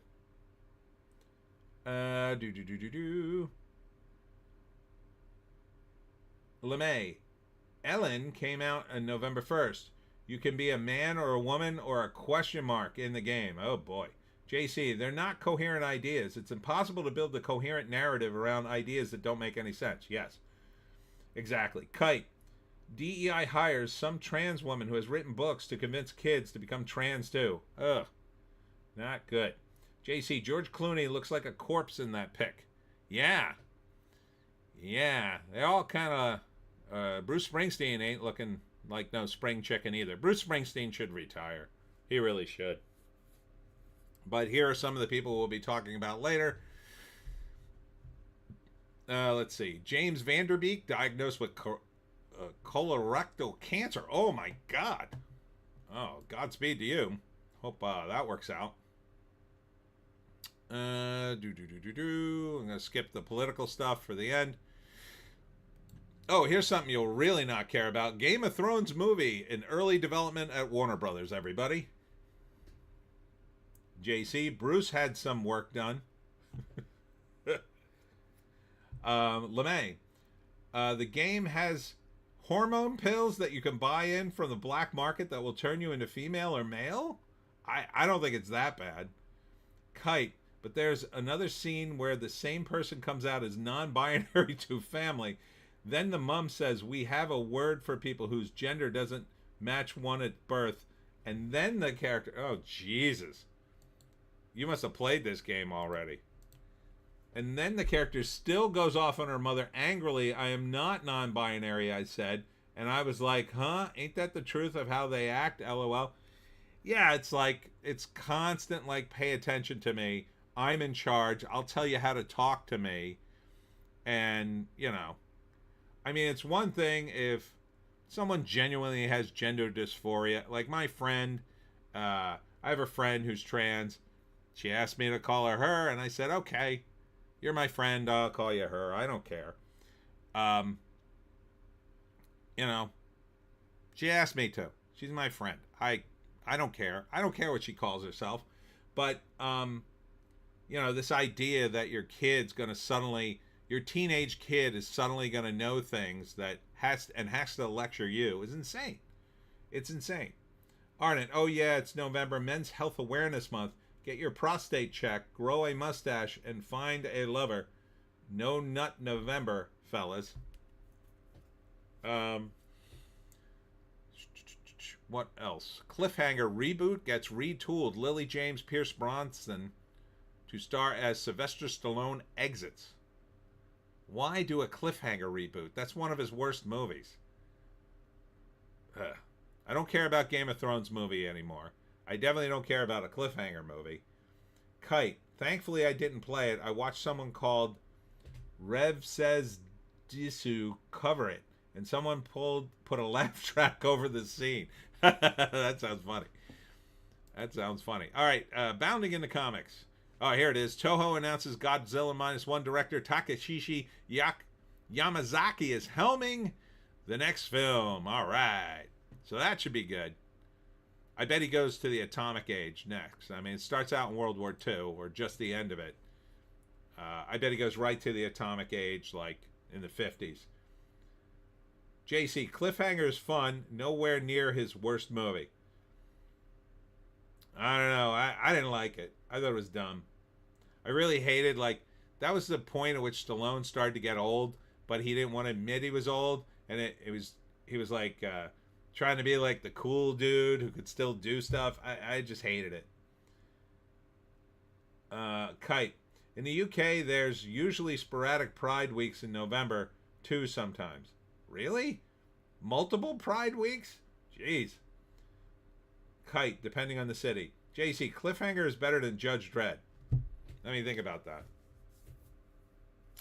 Yeah, Judge Dredd is pretty bad. Yeah. Ardent, at JEC, no Rob Schneider in Cliffhanger. That's true. JC, Cliffhanger is better than Stop or My Mom Will Shoot. Well, obviously. Ardent agreed. I'll say one of his worst movies. Ardent, oh, we have a Pride season now. Oh, Jesus. I think that's it for bounding. Oh, here's an interesting review of Conclave. Hollywood fantasizes about Roman Catholicism's push toward liberalism. Like, this is the kind of reviews you're getting now because Hollywood has just been exposed for what it is, and they're so blatant about what they're doing. Like, they're constantly railing against religion, and then they do these religious movies and expect to have any credibility to talk about the subject. It just doesn't make any sense. JC, Cliffhanger is better than Get Carter remake. I didn't see that one. Have to take your word for it, I guess. Here's Robert Downey Jr. vows to sue any Hollywood exec who tries to replicate his likeness with AI even after he's dead. I don't know how he's going to enforce that after he's dead. Is he going to create an AI that'll do that? Ardent, RDJ pulling the ladder out from under a bunch of dead celebs, kids' potential paydays. Maybe, but I kind of don't mind that because I really don't want to see, the current celebrity crop for the rest of eternity. I kind of would like to see new people, but I definitely don't want to see old celebrities I used to like get woker and woker, as some of them have. JC, Cliffhanger is better than Rhinestone. Yeah, I guess. I didn't see Rhinestone either. I'll say Cliffhanger is the worst of his movies that are watchable. How about that? Kite, reminder that at the minimum end, not counting every singular day of visibility, USA has 137 days of LGBT according to Wiki. 37.5% of the year is dedicated to people that don't suffer in the West. Yes, that sounds correct and very woke-tarded. Ardent, at JEC, absolutely disagree. I laughed my ass off at Rhinestone. See? You got a fan. JC, Cliffhanger is better than Over the Top That's the arm wrestling movie he's made. All right, disagree. I like that movie. I at least like that. I can tolerate that movie more than Cliffhanger because it's a Stallone movie. It's lame, but Cliffhanger, he tries too hard, in my view. Alex Ogle is here. Just got off the Vive Barnes Law Tube stream. The Dread film with Carl Urban was superb. Or do you mean the one with Stallone, which was as bad as pineapple on pizza? Yes. Yes, he means the latter. LeMay. Also in Ellen, you will soon be able to marry whoever you want, including man, woman, or Yog Sothoth, or a chicken. So you can be as woke and as based as you want in the game. Well, marrying a chicken sounds perverted, LeMay, but that's weird. Why would you marry a chicken in a game? Like, who would do that? Oh, I can marry a chicken in this game? I mean, I could see a bunch of teenagers doing it for a larf just to see what happens, but that's weird. Ardent at Alex Hale. Ardent, he meant Stallone's Dread, and Alex at Ardent Hale. All right. Ardent, LOL. Yog Sothoth was one of the Robert E. Howard's monsters? Sounds like something out of H.P. Lovecraft, really. Oh, here's more Dragon Age the Veilguard. Cutscene where BioWare lectures the player on misgendering is just as ham-fisted and embarrassing as it sounds. Yep. Just talking about that. Over Deadline. What's going on?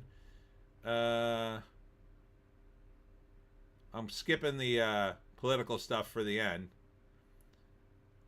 Michael Keaton and Alec Baldwin issue more 11th hour bids encouraging people to vote. I don't think they're on the list, but I'll add them. All right. I think I know where they're voting. All right. All the same stuff here at Deadline. Over at Bleeding Fool. The Jumanji cast heads back to the jungle late 2026, if anybody cares about that movie. Apple's developing a film about, oh gosh, what the hell's this game now? Oregon Trail. This stupid game. The one where you die of dysentery all the time. I don't know how you could develop a movie around that stupid game. It's like developing a movie around solitaire.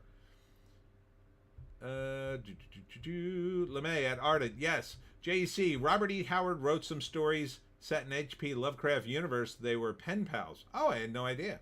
That's kind of cool. Alex Ogle. I hear that the cutscene is 2 minutes long. That can't be right. No. It's left. Kite. Also, in other sad news, the leftist Gestapo killed Peanut the squirrel in a famous TikTok pet that was the face of a charity. And the AI Peanut for Trump memes are endless. Yes. If you haven't heard about this story, there was a couple in New York, and they have an animal rescue place. So they rescue animals for a living. So they rescued a squirrel at some point, and they rescued a raccoon. I believe they were both orphan babies in the woods. And they raised them, and they became TikTok sensations. And the word is some Karen on TikTok decided that she didn't like those animals eating into her hits, and she called the police on them. Now, she doesn't even live in their state, but she called the New York authorities. They raided the house.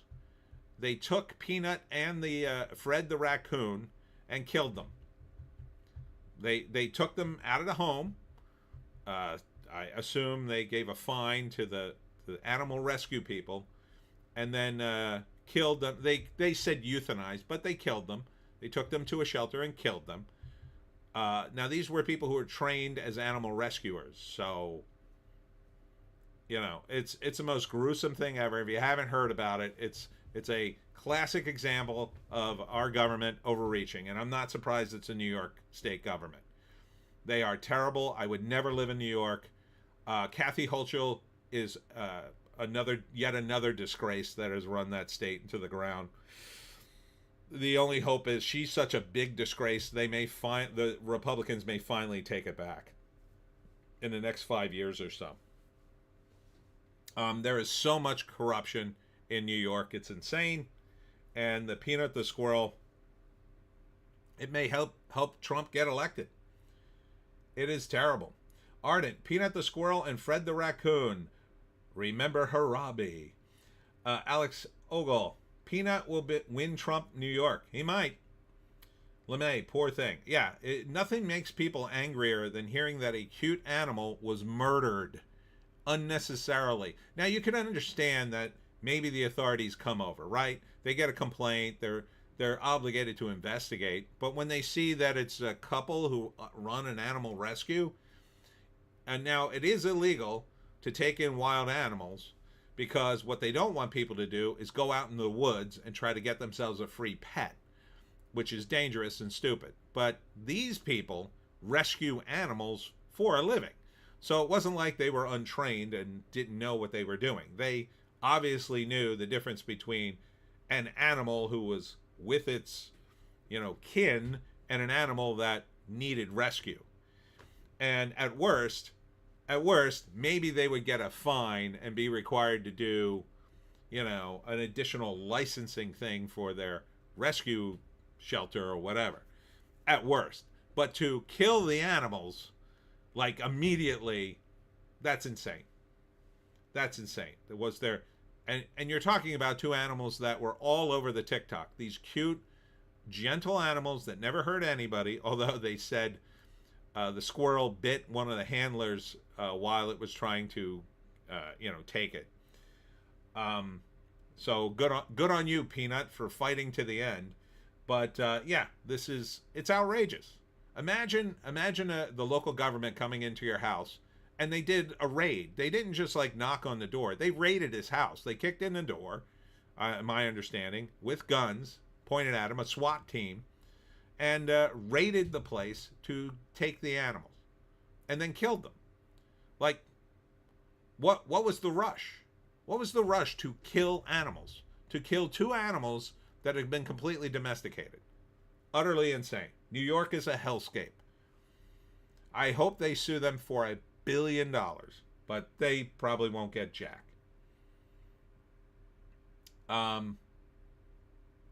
Ardent, according to the article on my show today, they had euthanized them to test for rabies, but Peanut bit one of the officers. Did they euthanize him to test for rabies? No, I don't think so. Yeah, the ATF tests for lead poisoning in dogs too. Kite, unlikely, Alex, but it does go to show that the party of empathy for all, especially caring for animals more than people, in a lot of cases are just murderous. LeMay, they took away the raccoon from the hillbilly guy. Ardent, apparently the guy had not registered the squirrel as an exotic pet, so there's grounds there. That said, a kind response would have been a warning to get it licensed. Absolutely, there had to be some wiggle room there. JC, but Tony, they need that room at the animal pound for illegal immigrants. Yeah, probably. Alex, much of the euthanizing of Peanut was horrid. Don't devolve to leftist language and call it a murder. That applies to humans only. We can be outraged without becoming libtarded. Point taken.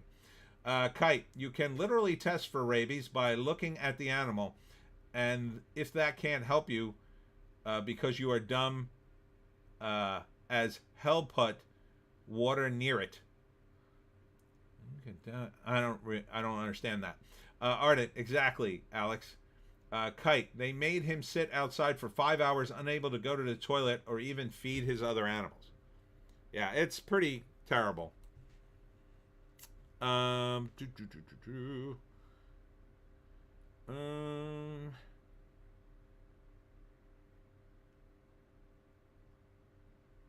Here is, again, we'll be talking about this, the Marvel's cringy video endorsing Kamala.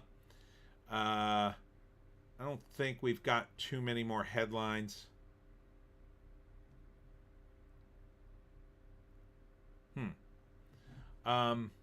Let's see. And then Cosmic Book News. Venom 3 second weekend box office lowest of franchise. Yeah, but it's the #1 movie in America 2 weeks in a row, so that gives you something. JC, rabies makes you afraid of water. It does? Kite, animals with rabies have a crazed fear of water. I mean to put a space between hell and put. Oh. Yeah, I don't think that's about it. Yeah, that's about it. All right, let's finally get into it. Let's get into the politics. All right, so in case you don't know, Kamala Harris went on SNL. Now, there are still certain FCC rules saying that if you give airtime to candidates on a show, you have to give equal airtime to another candidate during an election. There's still some rule. And they had Kamala Harris come on SNL, a few days before the election, when they're not doing another SNL show, so it's impossible for Trump to get on now. And it's they may have violated an FCC rule. And let's be honest, the SNL guys couldn't be pulling for Kamala Harris harder. They hate Donald Trump. They spent 4 years making fun of him. And they continue to just, I don't know what they're going to do if Trump doesn't get elected. Like, what the hell is the show going to be? What the hell is the show worth now? Kite at Alex Ogle. The thing is, most serial killers start with animals, so it won't take long. Storebang. I learned that in Old Yeller, the hydrophobies. Oh. LeMay. They can't drink water without convulsing in pain. That is where the fear comes from. That is the late stage of the disease. Interesting. I had no idea. I knew they went crazy. I didn't realize they couldn't drink water. Huh. Weird. Also, SNL goes hyper-local, parroting Harvey Epstein, real New York candidate with a troubled name. Who cares about that? But yeah, so, and Kamala Harris just went on and did the same exact bit that Trump did years ago. Years ago, Jimmy Fallon was still on the show, and he did a bit where he's imitating Trump, and he sits down in front of this same mirror and talks to himself, but it's Trump on the other side of the mirror. So they did this with Kamala Harris, and which is, part of comedy. Comedy is repetition. Ardent, movie pitch. Sydney Sweeney as Red Sonja. Oh, no, I skipped. Yeah. Movie pitch. Sydney Sweeney as Red Sonja in the original Boris Vallejo show, Chainmail G-String from Fighting Yog Sothoth. I just like making you say Yog Sothoth. Thanks. Alex. The next time you make me say Yog Sothoth, you're going to have to pay me $5. Alex at JEC. There's a scene in the UK. There was a scare in the UK about rabies being carried over from Europe. It is non-existent in the British Isles. There was a horror film, not the one by Cronenberg. Huh. Kite. It's not just water. They struggle to swallow anything at all, hence the frothy mouth. Oh, neat. All right. So getting back to the celebrity endorsements. This is, I can't play this obviously, but I'll let's see. I got to turn the sound off. So this is the Avengers endorsing Kamala Harris. So you got Scarlett Johansson, Mark Ruffalo, Robert Downey, Don Cheadle, Paul, who played Vision, Danae, who played one of the warriors in Wakanda, and Chris Evans, who played Captain America. So here the hype is: the Avengers have assembled to save democracy and elect Kamala Harris as our next president. I think it's a bad move for celebrities to endorse anybody like this when they're this high profile.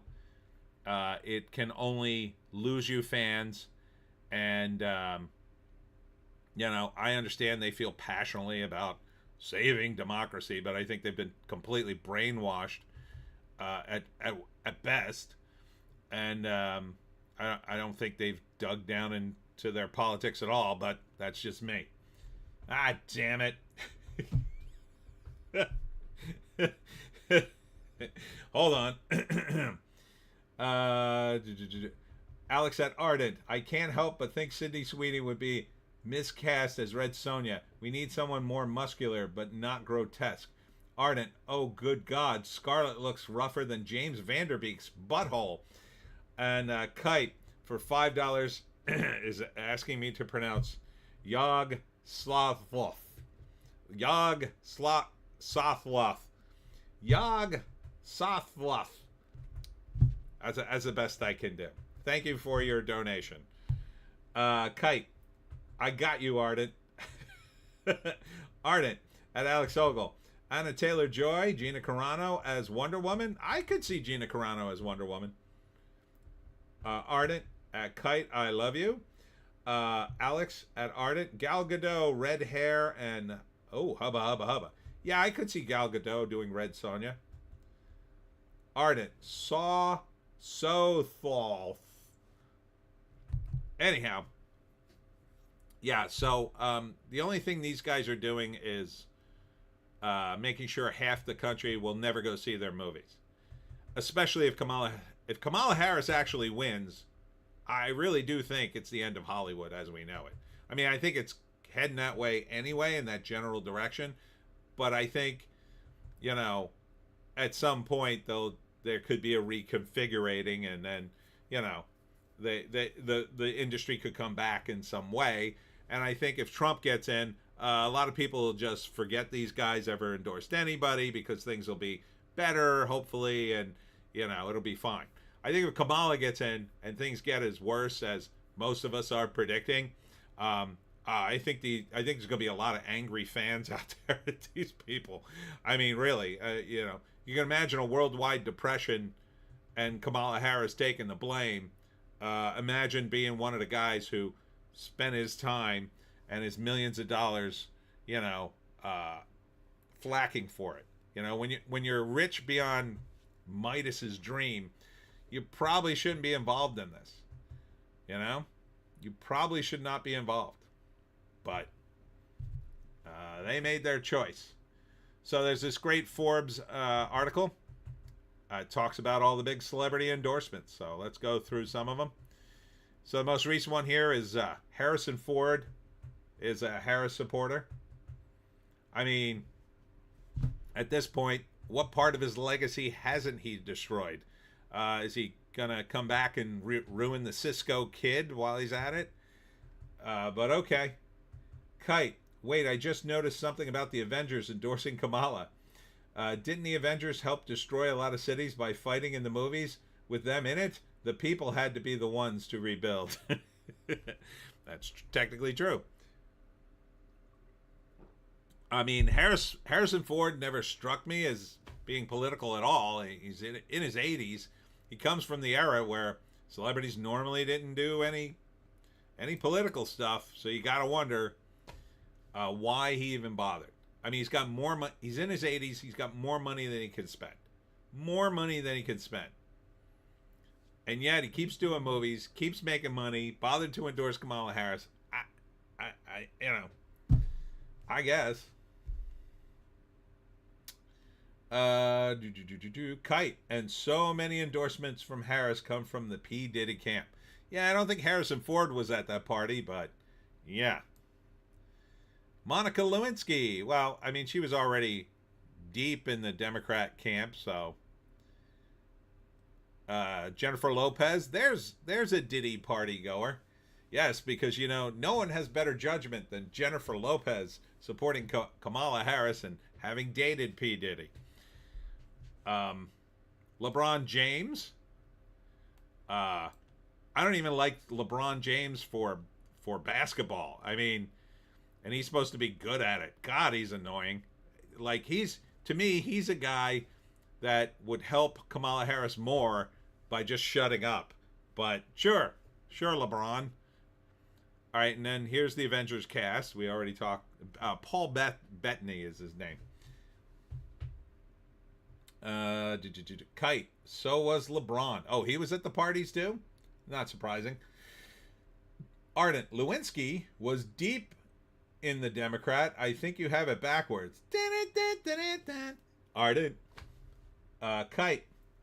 He was good pals with Diddy too. Kind of doesn't surprise me. Madonna.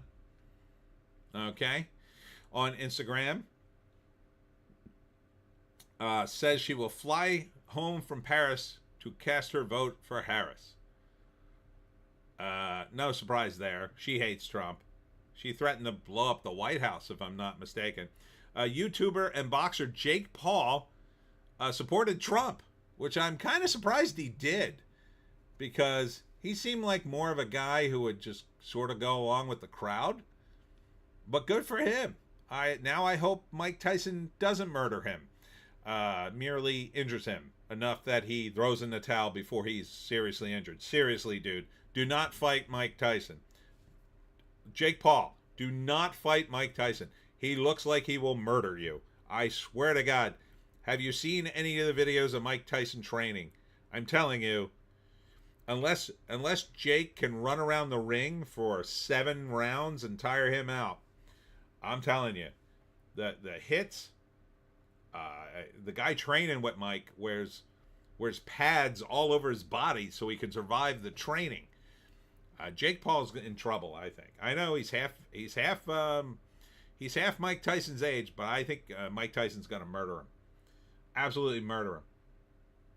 All right. Alex Ogle, movie pitch.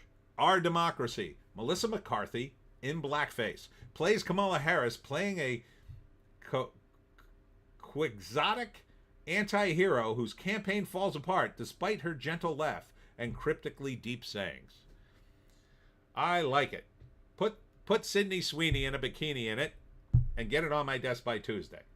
Ardent, LOL, don't pick on Madonna. She has the body of a man half her age.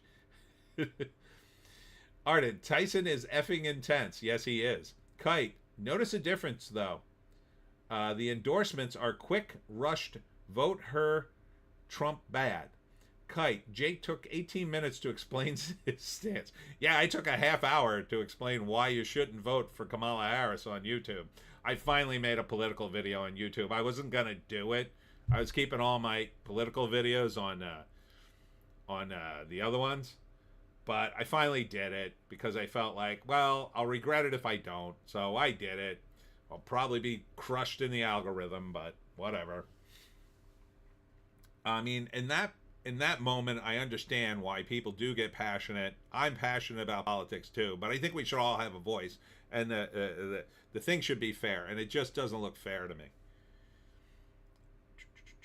Ardent, Tyson is going to dance around Jake Paul. I don't think so, because he's my age. Tyson is almost exactly my age, and but he is in amazing shape for his age. Alex, the only way to assuage Mike Tyson is to play Cruel Summer by Bananarama. I did not know that. Ardent at Alex Ogle. Sun's getting real low. Kite. Yeah, I have to watch that. I'll do it after the stream tomorrow. Yeah, so Jake Paul. Really surprising me there. And now I don't hate him.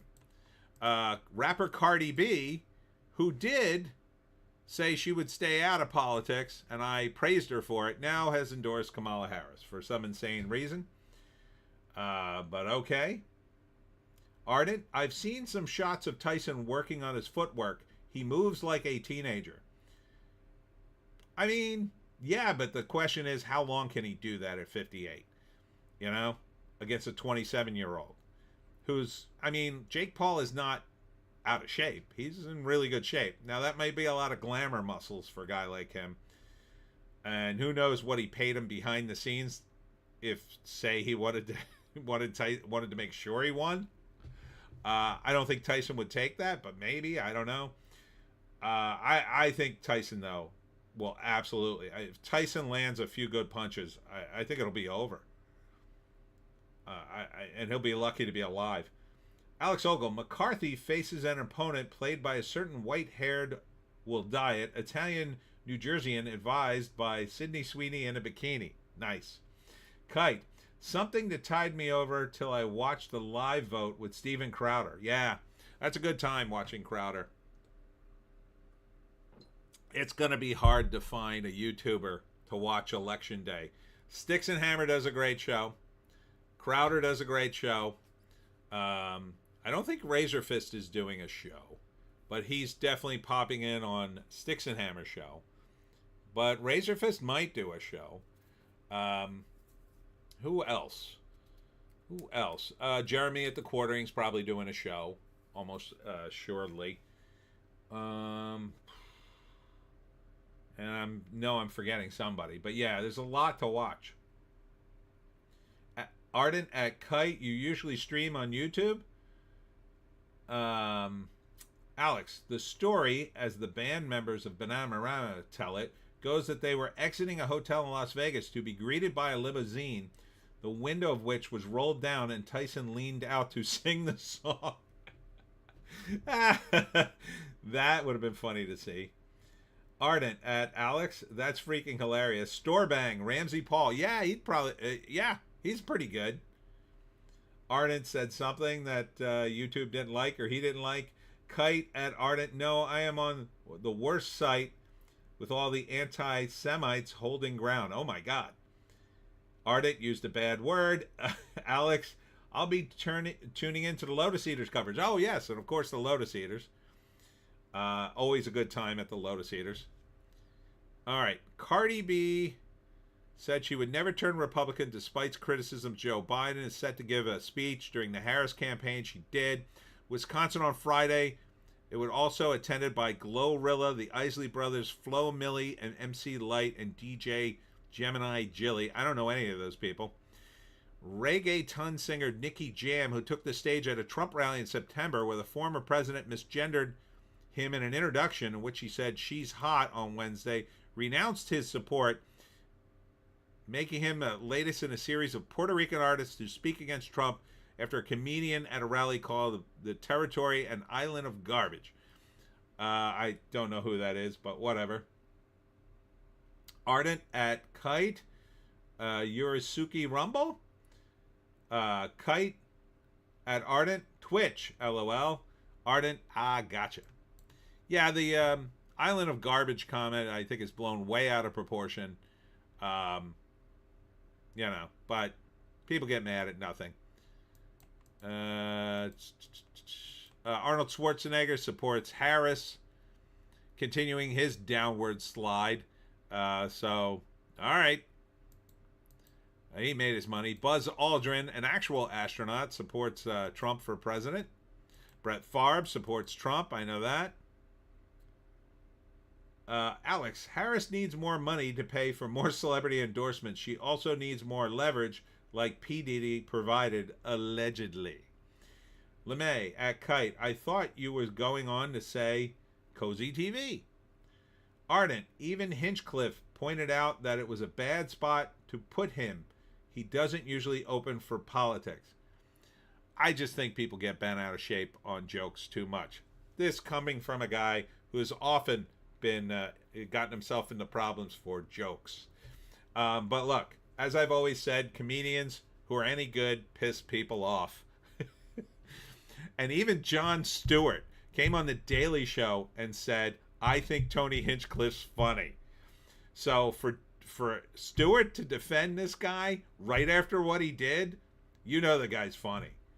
So, Kite, oh goodness, that reminds me, I have some content for you, Tony. A website called Twitch or Terrorist, a little game you can do, seeing if you can tell if the quote on the screen was said on Twitch or by a Terry. Oh, interesting. If Hassan Piker's in the mix, I'm going to lose that game. Ardent at Kite. Oh, LOL, that sounds like fun. Oh yeah, I got to look at your email you sent me a while back. Now that I'm finally out of my October.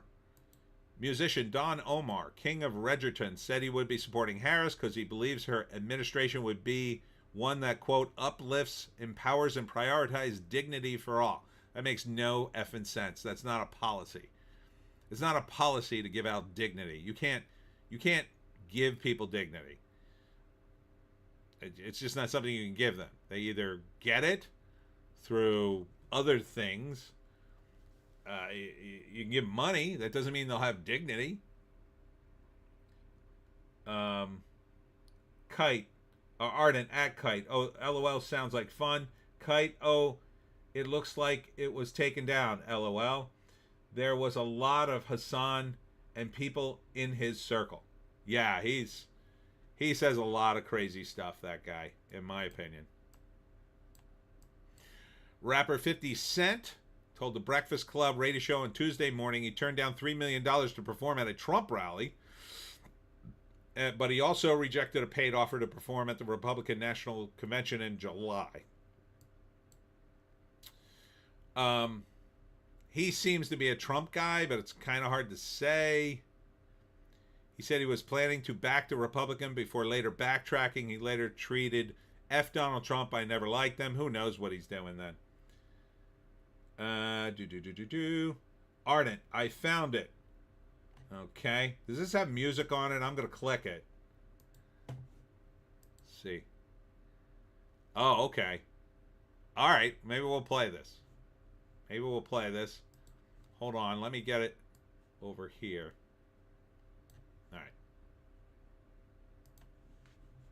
All right. Then we'll play this afterwards.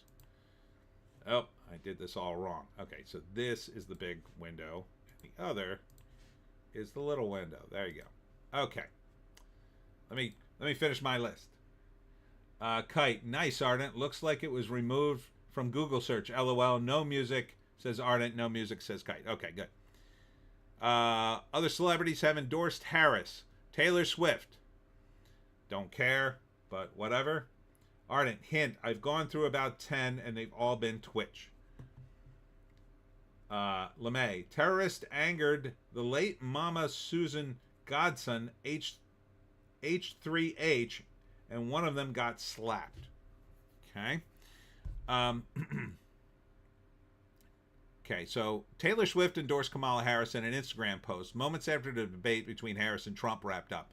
She joined by musicians Gracie Adams, Mumford & Sons, Bad Bunny, Ricky Martin, Eminem, James Taylor, Stevie Nicks, Willie Nelson, Brittany Spencer, Margot Price, Cher, Insane Clown Posse, Mark Anthony, Lizzo, Usher, Olivia Rodrigo, John Legend, Cardi B, Keisha, Billie Eilish, her brother Phineas, Chappell Rowan, Bruce Springsteen, and Neil Young, along with Beyonce's mom, Tina Knowles, Beyonce, Kelly Rowland, actress Jessica Alba, and Charlie XCX.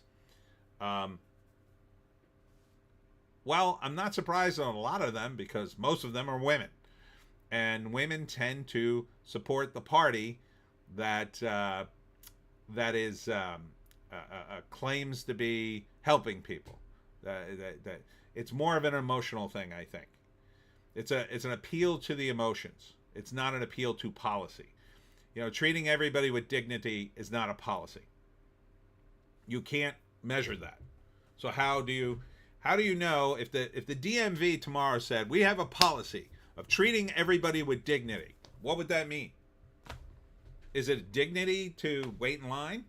Is it a dignity to tell somebody to go fill out a form when they're trying to ask a question? What is dignity? You know, it's like the question in The Simpsons when Kirk he's playing Pictionary and he has to draw a picture of dignity. You can't draw it. So the reason she's saying that is because you fill in the gaps of what dignity means to you. And it means a bunch of things to a bunch of different people. And if you're not focused on what government should actually be doing, and you just want things to be good, you can take that as a result, right? You can say, oh, I want people to have dignity. Sure. It's like saying, I want people to be happy. I will give everybody happiness. You can't do that.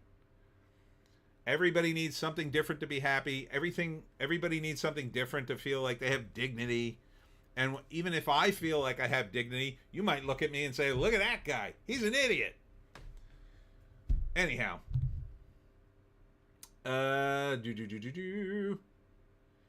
Ardent, founded on Firefox, FYI. LeMay, H3H3. Ethan Klein, civility over freedom.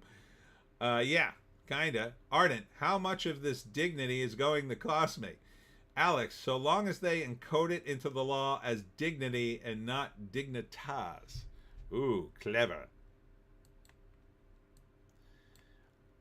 Litany of actors who offered support include Will Ferrell and Billy Eichner, who did something very cringe the other day. Ardent, everyone gets a Sydney Sweeney in a bikini. If they're not happy about it, I'll take two.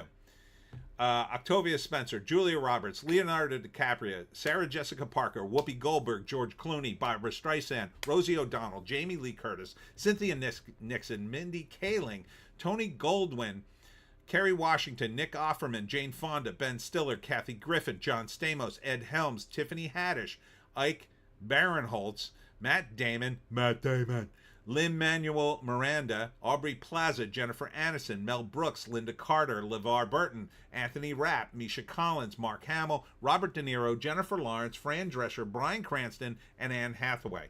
Directors Ken Burns, Spike Lee, creator of The West Wing, Aaron Sorkin, and producer Andy Cohen. All support Harris. They add no S, Barack Obama, Michelle Obama, Hillary Clinton, Bill Clinton, Jimmy Carter, duh.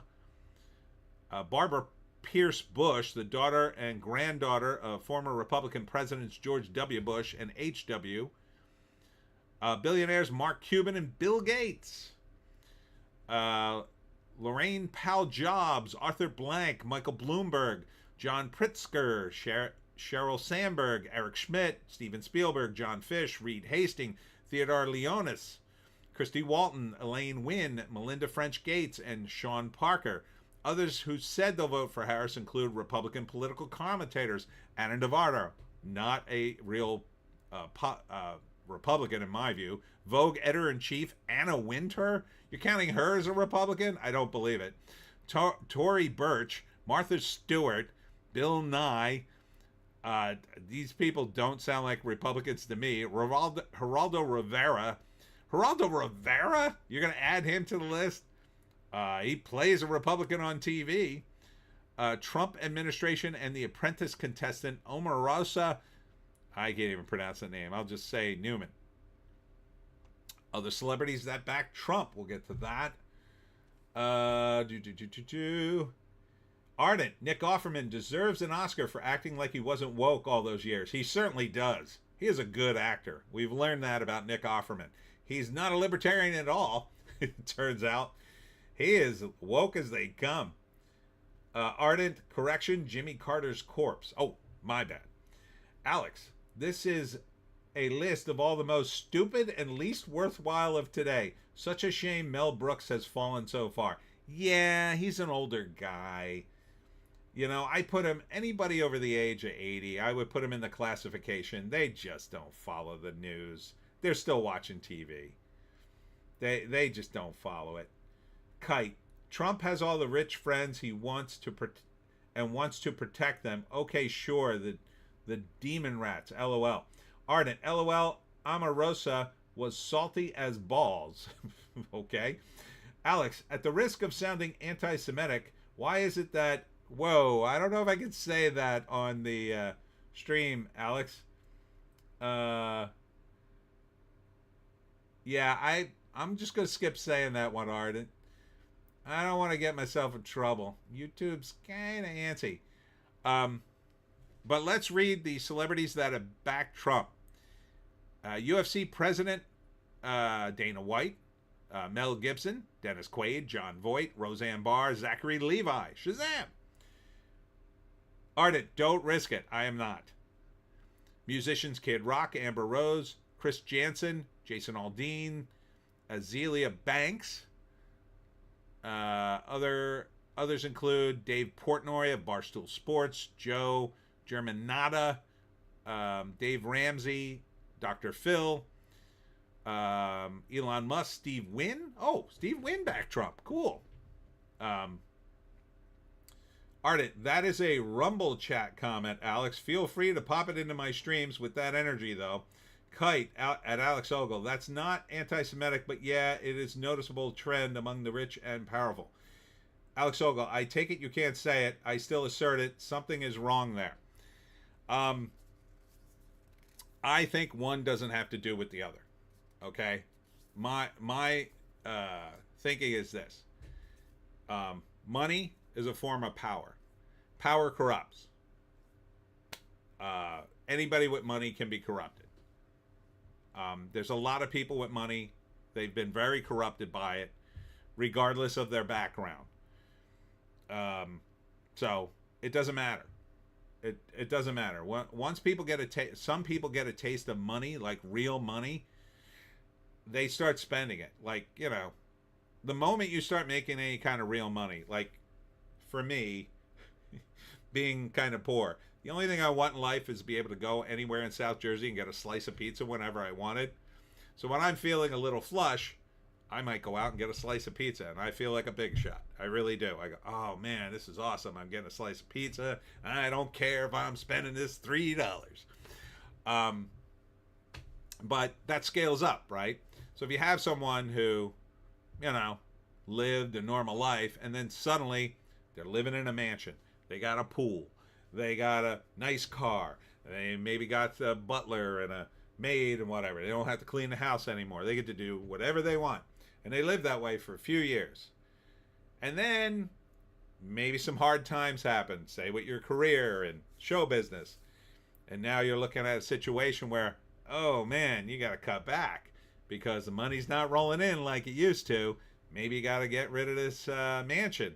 And then you can't get rid of it right away. And suddenly you got to get rid of your staff because, well, you can't. You got to cut back somewhere, and the staff's the easiest thing to cut back on. And now you're cleaning up the mansion yourself, and it really sucks. And the next thing you know, you're selling off some of your cars. I mean, Nicolas Cage had to scale down after I think he got scammed by that Ponzi scheme, and then some of his management stole his money, and I don't know, it was a big to-do.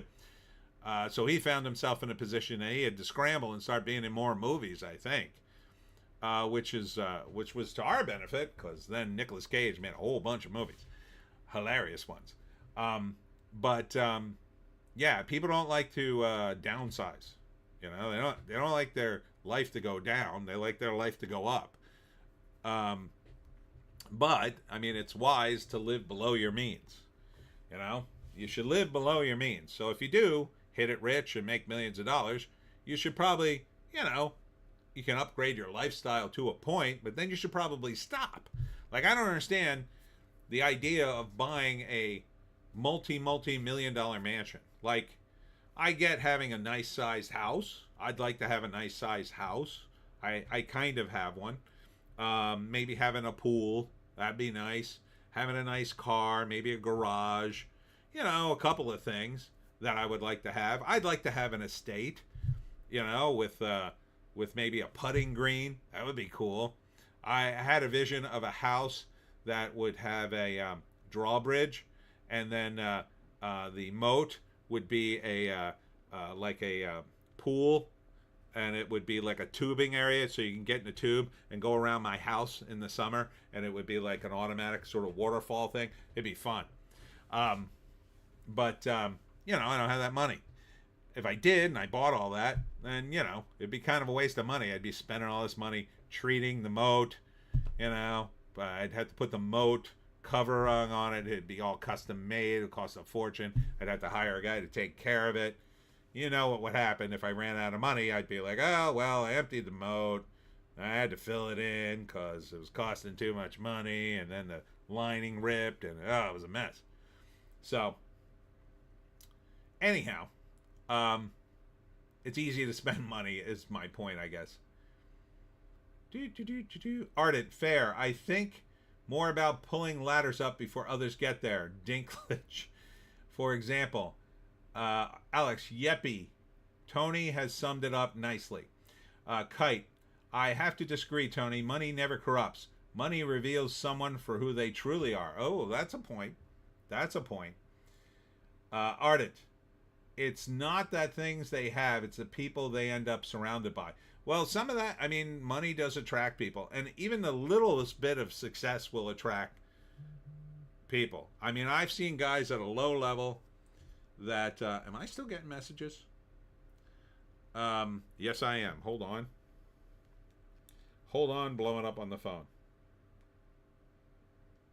All right.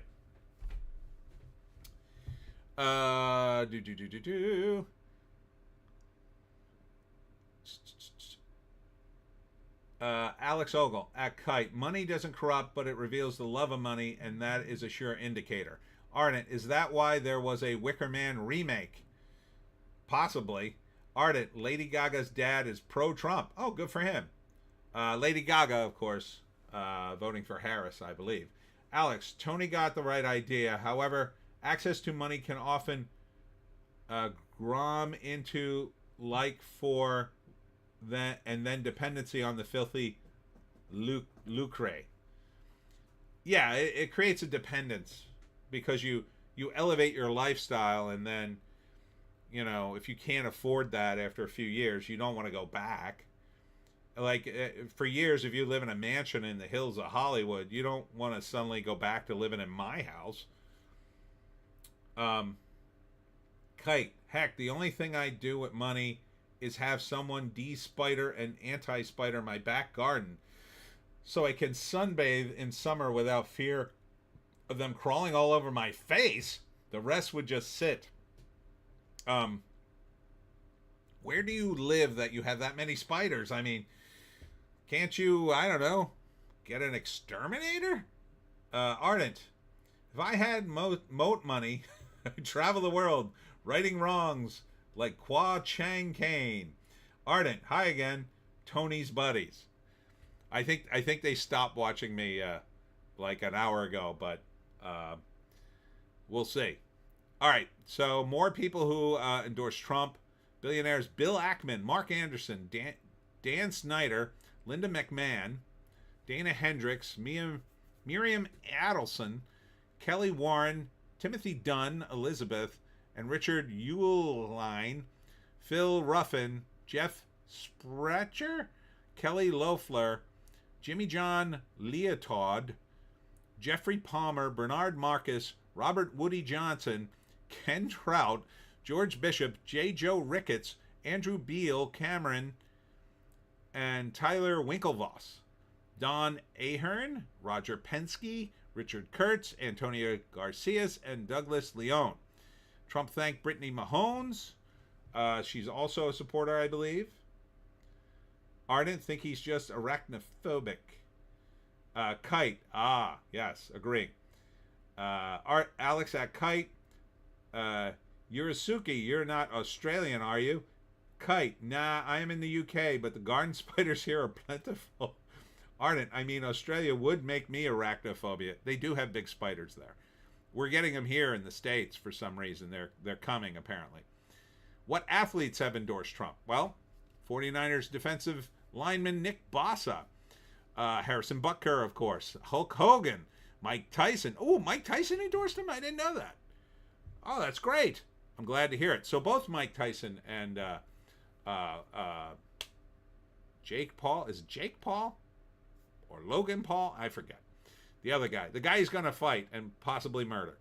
Lawrence Taylor. Otis O.J. Anderson. Not that O.J. Don King. Don King. I don't know if we need his endorsement. NASCAR racer Danica Patrick. Le'Veon Bell. Antonio Brown, Mike Wallace. All right. Alex Ogle, interesting. The stream broke a while there. Oh, sorry. Ardent at Kite, I think you can spray Windex around the blankets to keep spiders away. I don't know if that's true, but sounds interesting. Kite, what's weird is I am okay with scorpions, tarantulas, and such, but scrungy little things, ugh. Ardent, yeah, saw that. YouTube burped. Alex at Kite, you're mentally unwell. Easy. Ardent, Tyson and Paul both endorse Trump. Fights back on. All right. Kite, it's a good thing. Jake and Mike both endorse Trump, so we won't have people making Jake v. Mike's a political fight. Yes, that's a good thing. LeMay, no surprise from Mike Tyson. Trump did him a solid.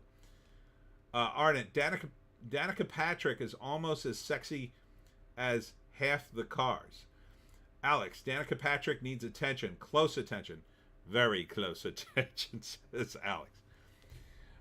What athletes have endorsed Kamala Harris? Steve Kerr, Steph Curry, Magic Johnson, Thomas Booker, Dawn Staley, Billie Jean King. Oh, really? I guess she wouldn't endorse Trump. Ali Krieger, Doe Rivers, Chris CP3 Paul, Seattle Storm, Jerome Batis, and Mean Joe Green. Mean Joe Green! Oh, man, Mean Joe Green. Ardent, at Alex Ogle. Indeed, I'll volunteer as tribute. Surprising fact. David Duke said on his radio show, while he's still endorsing Jill Stein, the Green Party candidate for president, he called her the only candidate who speaks clearly against the war in the Middle East. Stein said she rejected the endorsement, calling Duke a racist troll and white supremacist.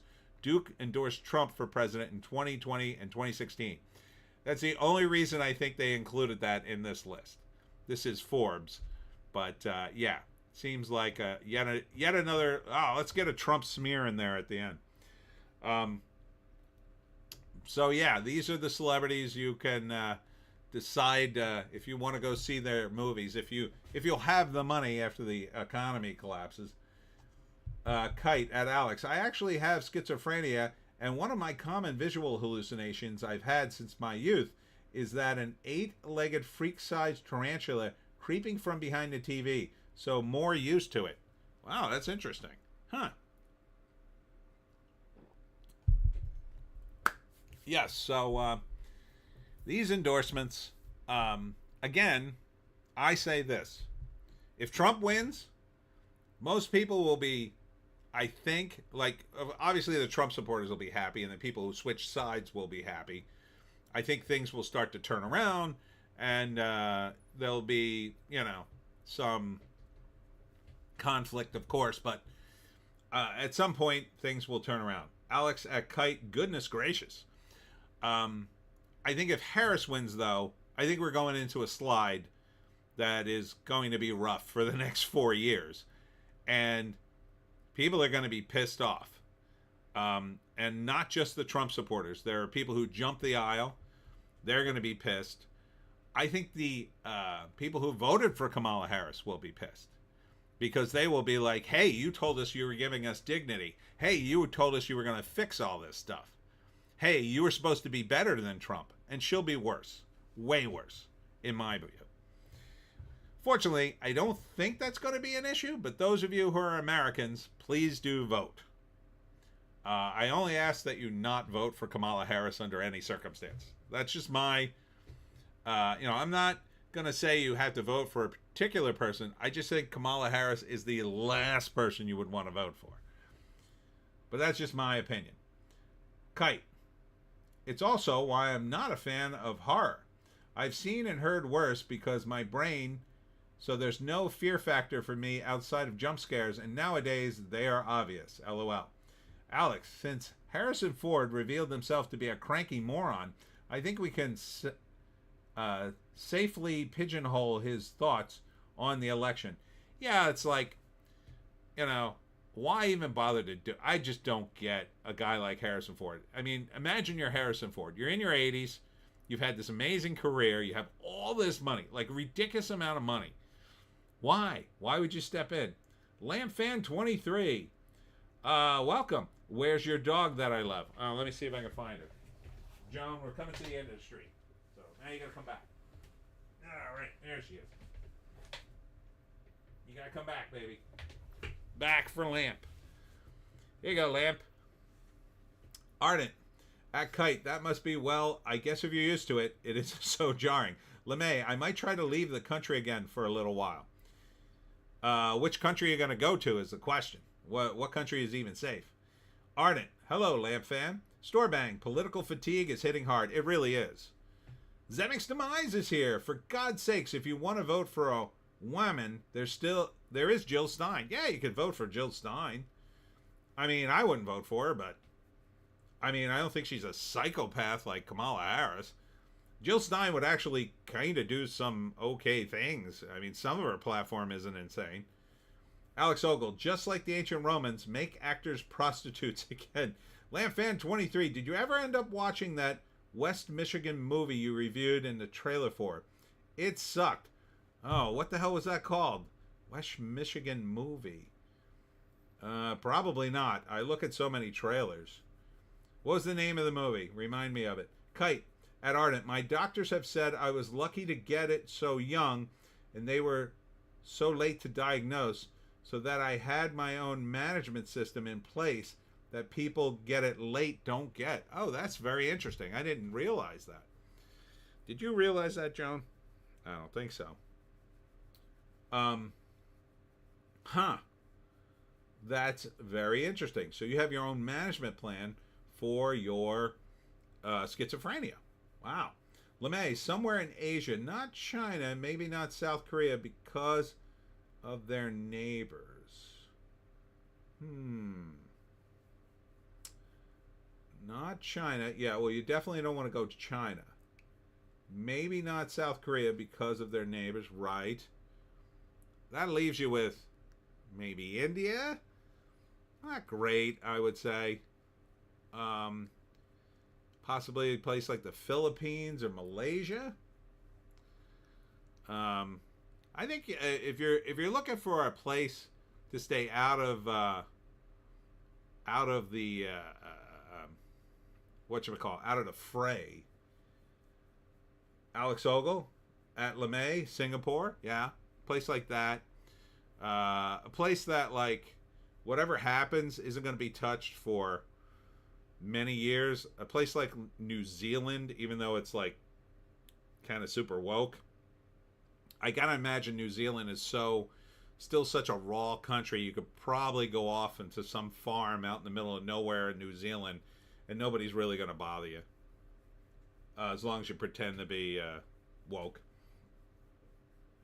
Kite, people that get it in the 20s have their world taken down after living normal lives. I grew with it in a sense. Oh, that's, wow. I never knew that could be possible.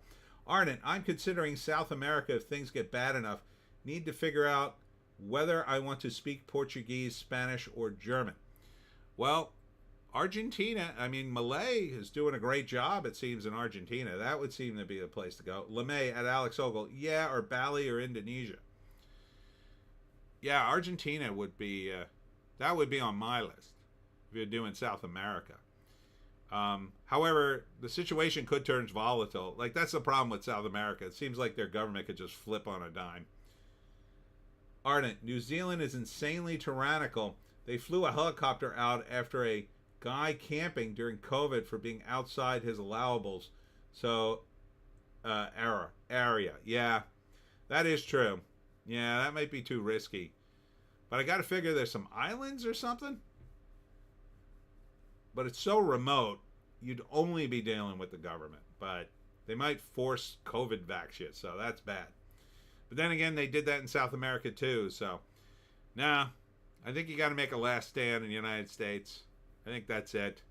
Otherwise, you might as well live in freaking Canada. Oops, did I say that out loud? Nah, I'm just kidding.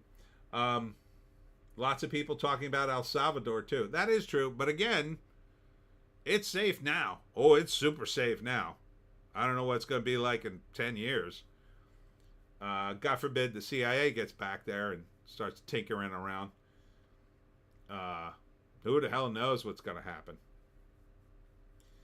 Ardent, if I wanted to be that far away from the world, I'd stay here.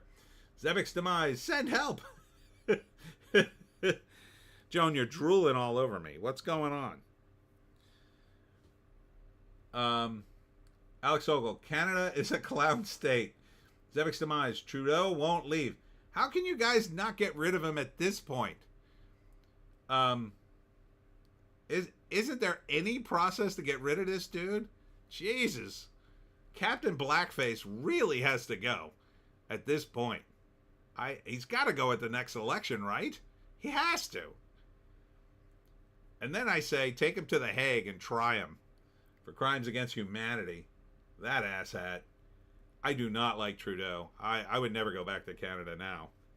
I went to Canada to visit someone. LeMay at Kite. I had a brief psychosis from sleep deprivation. Break. It was not fun. Nothing visual, but audio and tactile. Ooh. Sorry to hear that. Hope everything worked out. Sounds like it did. Alex Ogle. Women voters. They should have never been enfranchised. Well, look, there's a lot of stupid voters of all genders. I think it mostly comes down to our educational system. As James Lindsay documents quite clearly, our educational system was under attack by Marxists since the 80s, and they've done a tremendous amount of damage. And unfortunately, it's going to take a tremendous amount of work to undo it. So I don't know what's going to happen. And look, I caught the beginning of that because I went to school in the 80s, but I got a halfway decent education before I got completely wrecked. Zemeckis Demines. We'll see if Kamala wins next week. Then ask me again about Trudeau. Yeah, if Kamala wins next week, I really don't know what's going to happen. Ardent. There is a process, but he's propped it up by the other commies. Next elections, possibly, but I have some paranoia. John Casalegio. We gave the vote to women, and their number one issue is the right to kill their babies. Well, I think, again, it all comes back to education, the media. The media is very misleading, and I think they're getting a raw deal on that. Ardent bangs fist on the tables, repeal the 19th. I was making that joke tonight. Alex Hogel. No, Tony, in Canada is particularly women who are keeping Trudeau in. Yeah, women are voting for Kamala in droves here. I mean, it is men versus women. Women run the Democratic Party. They make up the majority of its members, and now the men are all going to the Republican Party. So, Ardent at Alex. Women and the immigrants he has rescued. I think people give the immigrants a short shrift. Yeah, you're an immigrant, illegal immigrant in this country, and they tell you get on this bus and go vote for Kamala Harris, and we'll give you $50. Sure, they're going to do that, probably if they can, because they need $50. But I'm telling you, a guy who's lived in this country even a little while and worked, he ain't going to vote for Kamala. I'm telling you right now, not if he's a guy. If he goes down to vote, he'll be like, oh no, I'm going to vote for Trump. But we'll see what happens. I think the plan has changed. The plan now is Trump's going to win, and he's going to get in, and now they're going to flip the script and say the entire election was a fraud. And Trump is an illegitimate president, and that's going to be the new word going forward. Trump is an illegitimate president. That's my prediction. They're going to say everything he does is illegitimate. So we got to get somebody back in there. We got to impeach him. The Congress is illegitimate, and then you're going to have riots and all sorts of problems. That's the I think the new game plan. Zemeckis Demines. We are living in the Longhouse. Ooh, reference. I don't get that one. Explain it. Alex at Ardent. Yes, that is also includes the Indians in the 1970s that Trudeau Sr. brought in. The difference is that they were justified if exploited for their vote. Yeah, I mean, anybody who's been in this country more than a generation probably is not down with opening the border, because they came to this country and they worked hard, and now other immigrants are coming in, and they are getting hotels and free money. And that's just a bad thing in general. There's a handful of people who maybe qualify for something like that if they're in a really bad way. Like, I would say some of our allies during the Afghanistan war, and you had to evacuate them and bring them to this country, sure, you would give them some money to get started and acclimate and whatever, with the goal being you're going to acclimate now and be an American citizen because you can't go back to Afghanistan. So you're going to have to start a new life here, and here's a house, here's some money, we'll get you started, but then after that, you're on your own.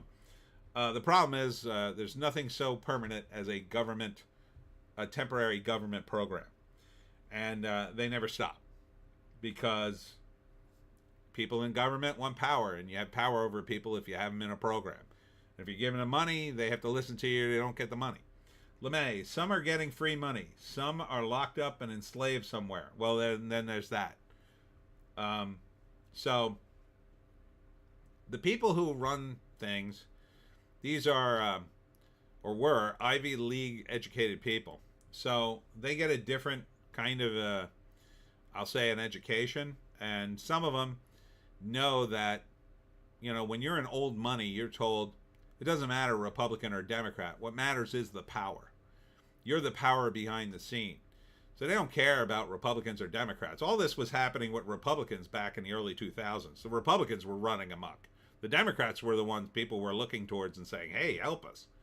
And they did nothing because partially, like the Republicans of today, they were co-opted. So they had a few, noble Democrats who would try to push back on the Bush administration, but they were undermined by their own party. Now it's the opposite. Now you've got the Democrats running amok, and you've got the Republicans trying to push back, but you have several members of the Republicans, members of the own party, undermining them, but not at every turn because Trump is more powerful. He's started a movement which has taken over a good chunk of the party, so they can't be as openly subversive as they could, and they have to pay some lip service to Trump in order to stay in power. And that trend will continue until the rhinos are driven out, or until the movement collapses, or until something really extreme happens. Alex, at Zemeckis' demise, read The Adventures of Sufferings of John R. Jewett. Aptly, he describes living in a longhouse. All right, I'll check that out. Lampfan23, do you have a favorite book? You seem like a bookish type. What's my favorite book? That's a good question. I really enjoyed, the first time I read it, Breakfast of Champions. That's by Kurt Vonnegut. I like Kurt Vonnegut books. When I read books for fun, I read all of Kurt Vonnegut. I like a lot of comic books. My favorite comic book is Grim Jack by John Ostrander. It was an 80s comic published by First that had a 50-issue callback. I believe it was 50 issues, something like that. What else do I like? Of course, these days I read a lot of books about the Pine Barrens, folklore, ghosts, and that kind of thing. I can't get enough of those books. What else? Gosh. Trying to remember back. It's been so long since I read just novels for fun. I just don't have the time. A lot of them are just too long, which is one of the reasons I write the Pineys as being short and punchy. I want like short, punchy books. I like reading my own stuff. I like reading my own stuff a lot, in fact. Like a little too much. I'll read one of my own books just to refresh myself on what the hell I wrote, and then, beat myself up about the typos. Kite at LeMay, it's not fun that is true. Audio can be worse than the visuals in some instances, talking about hallucinations, because it could be small or big, but visual, at least for me specifically when at home, I know that visual can't be real, but a sound could. Oh, interesting. Alex Ogle, movie pitch. The Longhouse, Sydney Sweeney, in a bikini, struts up and down a house that happens to be long. I like it. Piney 16? Yeah, that came out great. I'm really happy with Piney 16. A lot of themes running in there. Very, very layered. Ardent, didn't Grim Jack get a reboot in the Image era? He might have for a few issues. The guys at Comics Mix picked it up for a while. I'm not sure. Ostrander's pretty old now. I don't know that he's pushing it anymore. It never really caught on. None of the first comics really caught on, unfortunately. Those would be good comics to turn into movies, I think. Especially American Flag. American Flag would be a great TV show. It'd be awesome. I don't think they would ever do it, though. Not in the era we're in now. Zemeckis' Demise. My favorite Pineys was number 6, I think. The one with Bloody John Bacon. Oh, yeah. Thank you. Yeah, that's a good one. I like that one. Um, Man, when I read about Bloody John Bacon, it just blew my mind. He's a crazy historical figure. And, yeah. He's very interesting to me. So, um, yeah, I mentioned him just briefly in book 14 because book 14 is about pirates. So he's on the list of on the back of the book of the pirate booty that may be in South Jersey. Because there is a rumor that he had pirate booty that he buried somewhere, possibly at Long Beach, but that would be weird because Long Beach was where the Long Beach Island massacre happened, and that probably was not a place he buried his loot. Although I guess he could have buried some loot there before that event and then was unable to go back there because of the events of the Long Beach Island massacre. But a lot of it's just, fanciful wish fulfillment, I think, with pirate treasure in South Jersey. But I think there's probably some treasure somewhere in South Jersey that has yet to be discovered. There were a lot of pirates here, but they didn't bury their treasure all that often. There's also a chance that someone discovered it and did the smart thing, which was to keep your effing mouth shut. Like, if I found pirate treasure, the first thing I would do is not tell anybody. That's the first step. The second step would be to get the treasure in my house, away from wherever I found it, so that nobody could claim I dug it up on their property or whatever.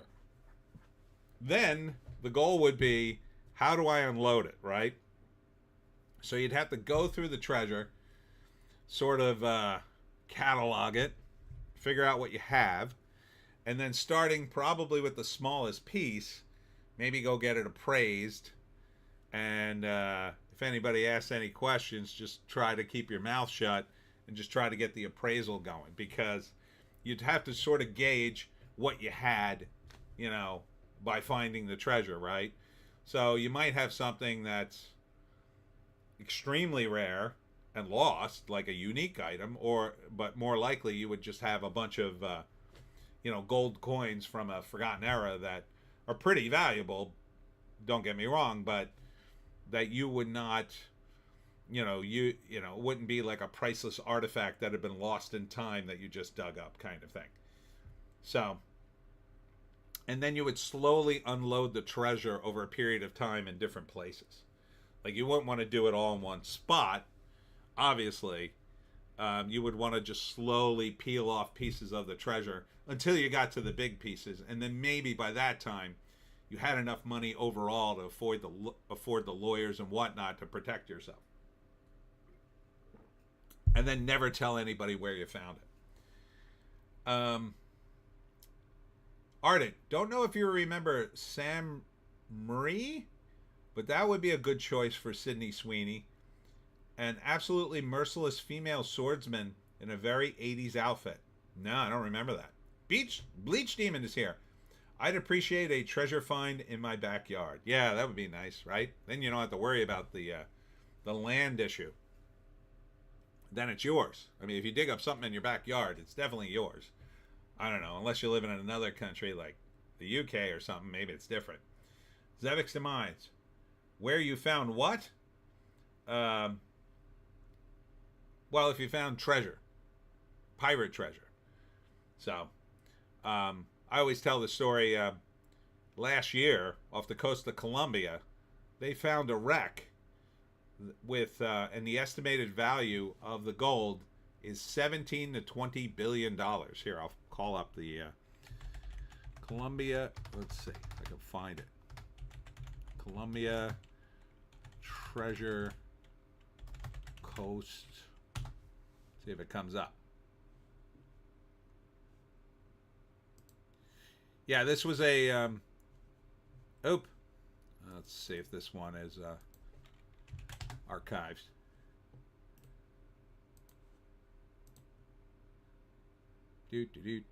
Yeah. So this was last year. It's a 1708 galleon that was destroyed. It's on the bottom of the ocean. And the estimated value of the treasure is 17 to 20 billion dollars.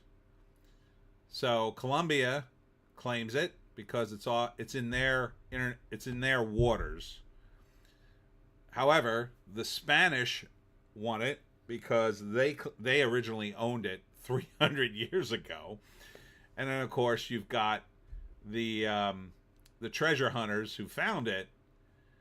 They obviously want some of the money, but it's a big haul, man. It's a big haul. So it's got some. I thought there were pictures of some of the gold. Maybe this is a different wreck. No, here we go. Coins. These are coins here. So 17 to 20 billion dollars. Imagine finding that. Ardent at Bleach Demon, you doing a stream on Tuesday? We figured out earlier that everyone and their uncles are. Bleach Demon, the gas company objected to my claiming their pipes. Oh, that's unfair. Seems unfair. Ardent, LOL. Bleach Demon at Ardent. Of course I am. Starting at 7:30. Zemeckis Demise. Finders Keepers. Alex Ogle at Zemeckis Demise. I would happily dig up a chest of gold and Sydney Sweeney with her golden chest. Buzzing. Zemeckis Demise. LOL. Yeah, so I think this is definitely the wreck. But now no one can touch it because I think the Colombian government is guarding it. I mean, I would guard it. I would have guys watching it 24/7 for 17 to 20 billion dollars worth of gold. So yeah, there's the cannons, like all the wood's gone. Wow, that's kind of cool, isn't it? It's amazing. So there's real treasure. There's another treasure in South Jersey. It's in the Delaware Bay, allegedly. And the story goes, I'll tell you this one story, and then I think I got a wrap. So, in Black Bart, who was one of the most successful pirates who ever lived, Zemeckis Demise. Sounds like a GTA mission. Exactly. So Black Bart, he had 2 ships. He had been on a tear. He took about a dozen ships. He was overloaded with pirate treasure, so he went to Cape May, New Jersey, to unload and sell off his extra cargo and whatnot. While he's in Cape May, the British Navy surrounded him and blockaded him in. So he had to fight his way out. During the fight, he lost one of the ships. He got away on the other ship, but one of his ships sank. It was full of pirate treasure. It's currently sitting on the bottom of the Delaware Bay somewhere. No one's found it as of yet, as far as we know. Ardent at Bleach Demon, 7:30 East Coast Standard Time. Bleach Demon, keep the gold. I'll take Sydney and her eggs. Bleach Demon, yep. Ardent, LOL. All right, let's wrap this up.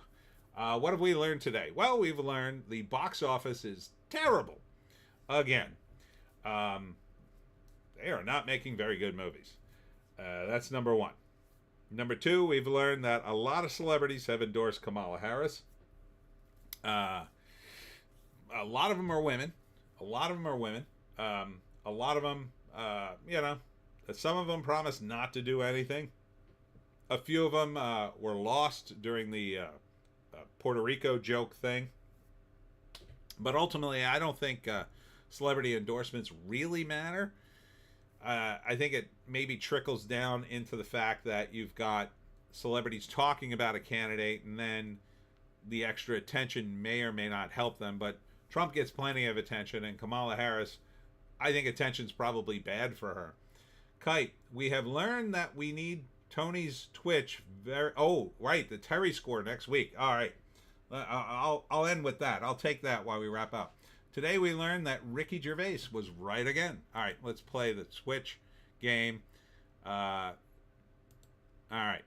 First it was Gaza, then it was Lebanon. Should I read these aloud, or am I going to get blasted for this? Yeah, I'm not going to read these aloud. I'm going to say this first one is Twitch. I am correct. Okay.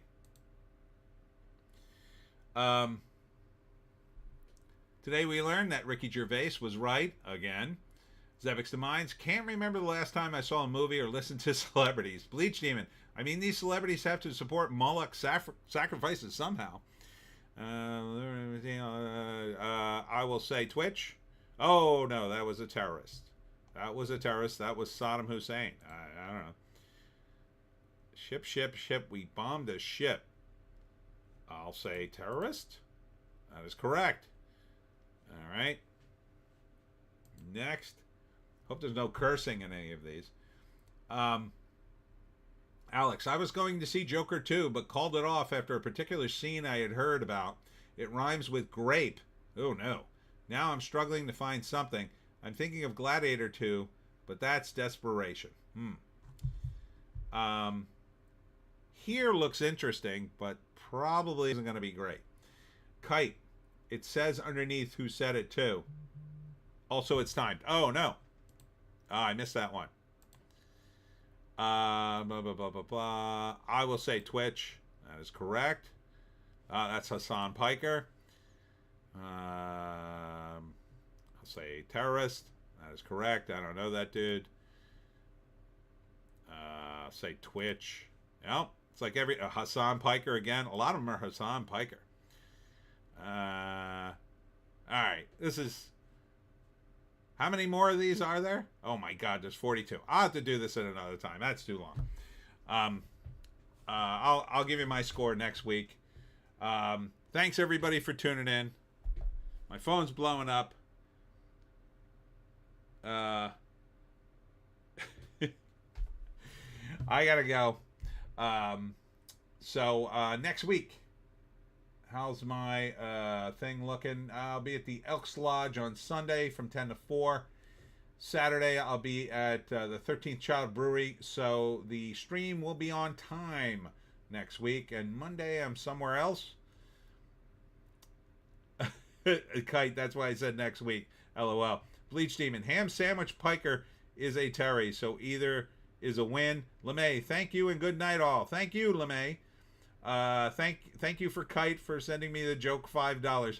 Ardent, later all, see you Tuesday. Bleach, Kite, take care, and we are out of here.